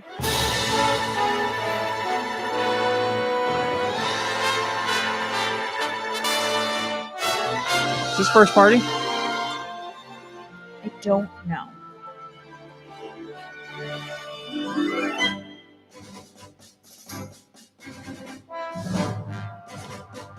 Is this Zelda I related? mean, it sounds very. It is not Zelda. What a rip. Oh, I know this. Fire Emblem Three Kings. No, Tales of I Symphonia. know this. it's not Tales of Symphonia. What system? I think GameCube. Hold on. Final Fantasy Crystal Chronicles. It is GameCube, and it is not Final Fantasy.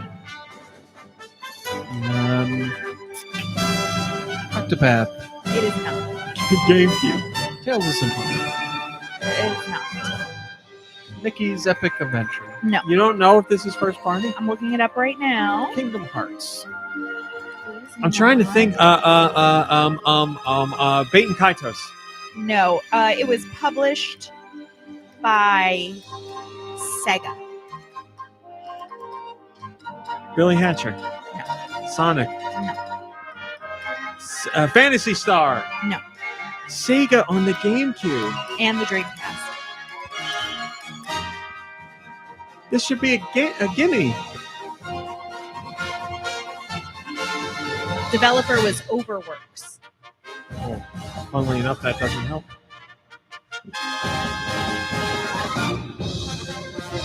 Sega, that era, I'm blanking. Oh, no, I'm not. Skies of Arcadia. That's correct. There we go. Wow. It was Skies RPG of Tales of Arcadia. Symphonia. You were on the right track. Skies of Arcadia. I should have Thanks thought of for that. being Never nice. played that, and I've heard it's one of the best RPGs out there. And everybody's like, Sega makes Skies of Arcadia too, and they're like, no. Trying to think of a bad Sega game. Yeah, what Sonic.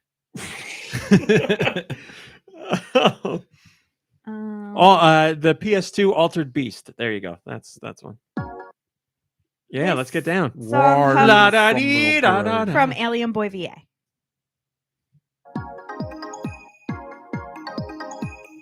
It's got that instrument that could be from the DS, but it sounds higher quality. 3DS? No. Oh, I don't know. Switch? Switch eShop.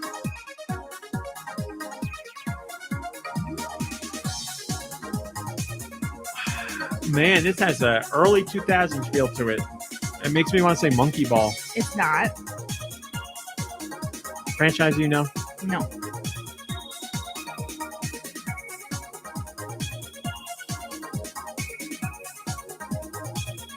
Puzzle game.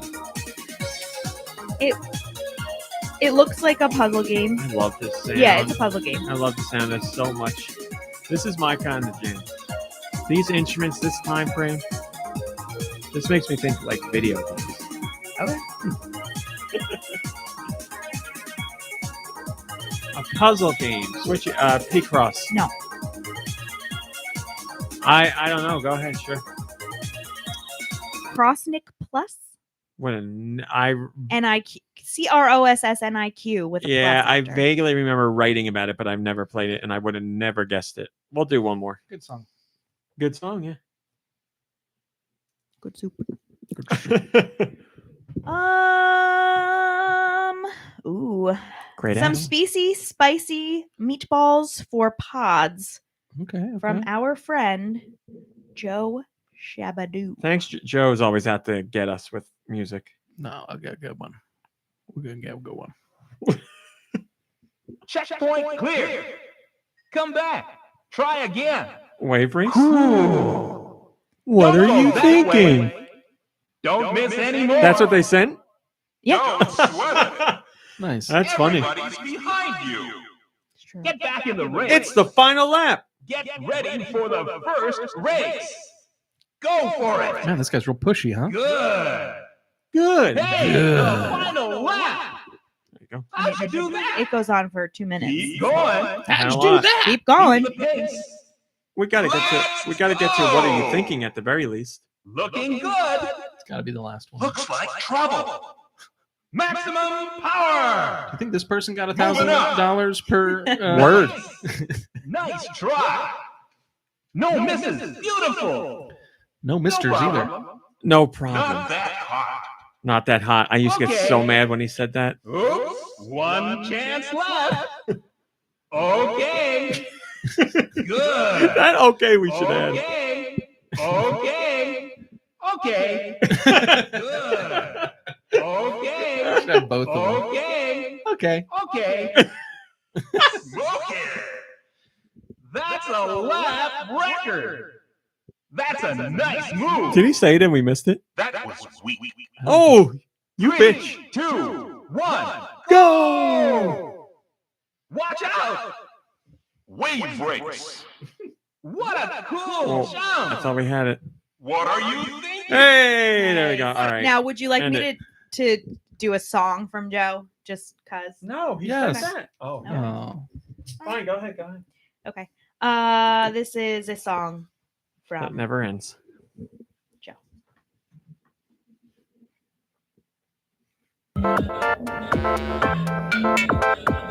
Okay, this is a DS or GBA noise. That bass line is Beware. GBA. Oh, wow. So is this an art style game? It is. Now, if only I can remember them. Rhythmic, No. Rip tracks. No. Tracks. No. Tracks. light speed. No.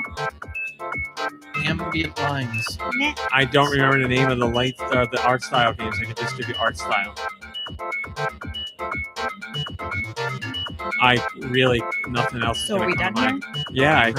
Yeah, Art style Cubello. see. I know that's one of them. I just wouldn't have remembered it.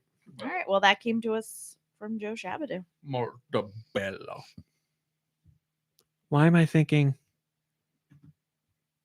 that Rainbow Six game? You know, the one we played a million times. Vegas. Oh, this one's for Cubello. Nice. Nice. Yeah. Oh, by the way, I didn't look at the whole like the Wave Racer sounds were a PS. I would recommend lobbying for additional Wave Race announcer sound clips for the Glorious soundboard. There's so many choice Yeah, tidbits. you're right. Now we know. But I mean, I think it was good for us to listen to. Dude, Anyway. you got something for us? Let's check the old rumor mill. Oh my goodness! Oh, something came in just now. There's Across a your rumor. Shot right across my desk, ladies and gentlemen. Dude's Views. It's never news. Rumor of the week, starring Do Michaels, ladies and gentlemen. This is crazy. So you're only going to hear this here, even though it's true, unlike most of them, which are rumors. So this one's true. So Nice to have a true one for once. it is until you hear what they're doing. Uh-oh. So this is Platinum and Nintendo. I had a feeling it was going this way. Of course it would. Helena Taylor. Helena Taylor. So we saw that she put out those 4 Twitter videos. What we didn't realize is that Platinum, to save some cash, because that's a public forum, right? They took all 4 of those videos, and that is they reworked the story of Bayonetta 3 to use all of those sound bites because they want her to do the voice still. Yeah. So basically, the new Bayonetta's story is going to take a turn for some reason. Bayonetta's going to be a voice actress. She's not going to be too happy Well, with there what she's are- get paid. There are plenty of religious overtones in Bayonetta, so that fits. Exactly right. So, anybody out there, don't tell Helena Taylor because Platinum's trying to keep this under wraps. But you know what? That's why Dew's here with his rumors. Thank you. Thank Yeah, you for of that course. insight. Did you know that You could play Tetris for free online. Did you know that Helena Taylor is my second favorite Helena? Bottom Carter? Hell in a Cell? That's correct. Oh, nice. Helena Cell. All right, everybody. I like we Helena got some nice, Rubinstein myself. nice. Oh, the Helena Rubinstein We got some Foundation. nice feedback when you plugged that in. We got some sharp peaks there. Shut All right, up. everybody. I don't care. Thanks, Josh. All right, Josh, and everybody else. Thanks for watching. Thanks for listening. We'll see you next Thanks. week. Very cool. Goodbye, everybody. Goodbye, everybody. Goodbye. Hangin' and bangin'. You got it in there. Well, we got a little bit of after show. What time we got to leave? 7:15? Yeah, 7:15. Oh, you got time. What do you guys got going on? We got invited. Well, you said you weren't hanging around, and then after that, we got invited to a small.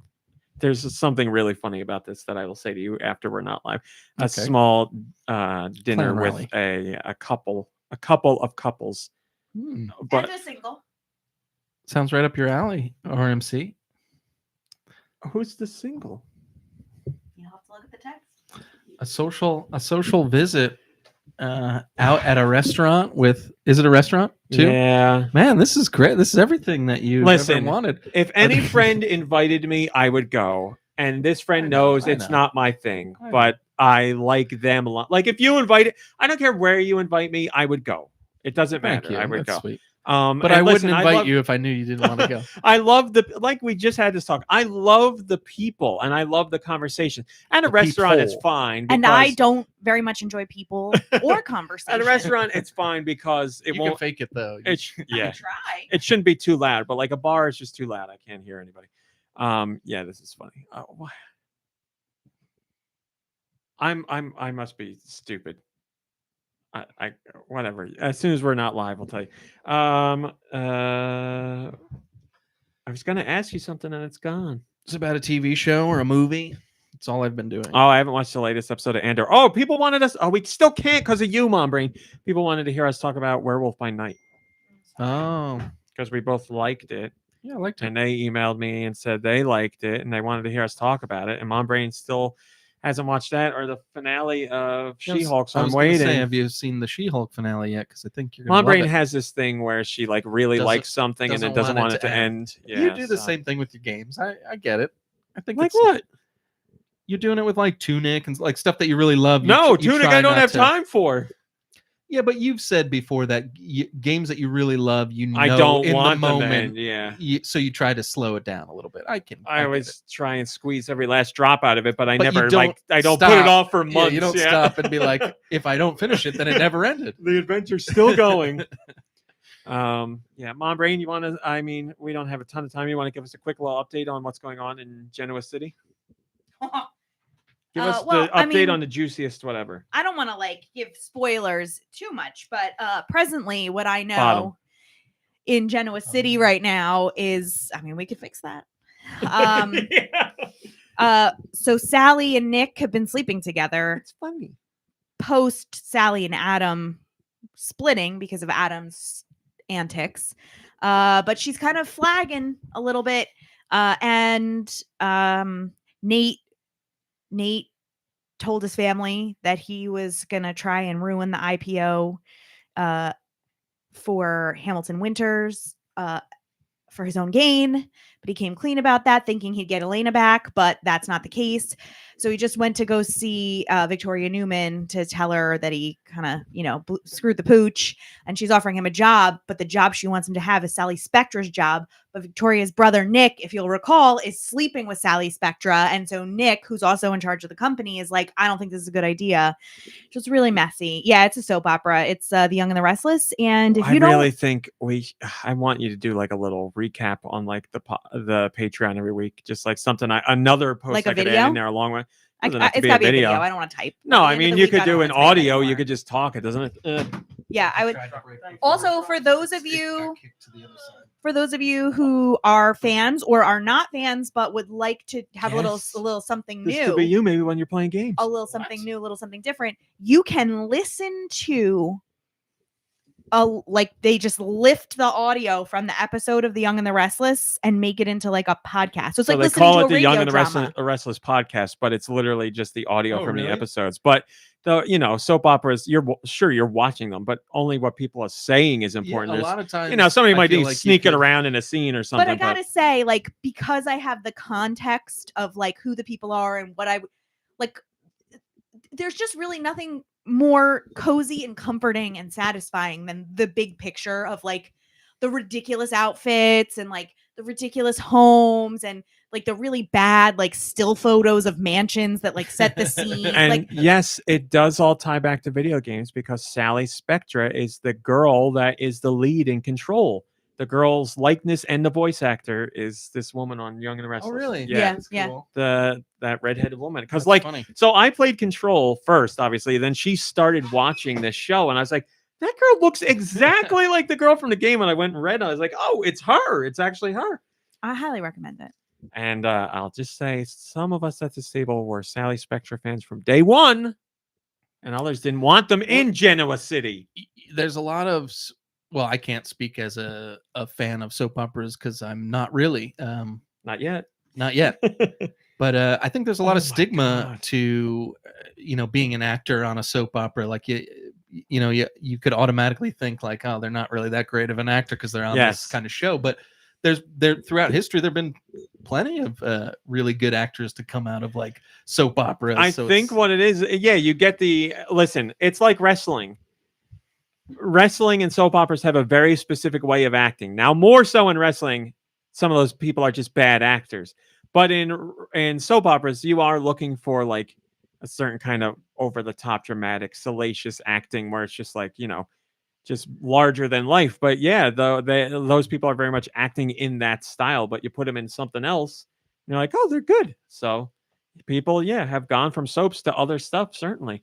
But other characters are just so iconic that they never left. Victor Newman. I mean, think about that. Job security is unbelievable. You're on a show Or for it's not. 40 You plus get killed years. off. yeah, right. Yeah, but it doesn't matter. It's But a then soap you can opera. always You can come come back. back. Yeah. Which just Or happened like- with Diane. Or like, No, I'm a identical twin. yeah, Something. exactly. Yeah, She the was- storyline is in show now. Forever, they said she was dead, but really it was a faked death, and she just came back like It's brilliant. 20 years later. Love it. Yeah. All right. Oh, I need this. Oh, hi, PC. We're done. That's it. PC. You're We done. need something in the chat. What do I say? Hearts in the chat for PC because her favorite wrestler got a concussion. So Hangman? Hangman got a concussion in the main event for the belt. He got a concussion and went down against Moxley, Dean Ambrose. Oh, I know him. Got a concussion and he's gone. so. Ryan Adams. Yep. All right, everybody. That's it. Thanks for watching. Thanks for listening. Play some games. Hang out with friends and family. Rest, relax. You deserve it. We'll see you next week. Where's my mouse? Sorry. Goodbye, everybody. Goodbye. We are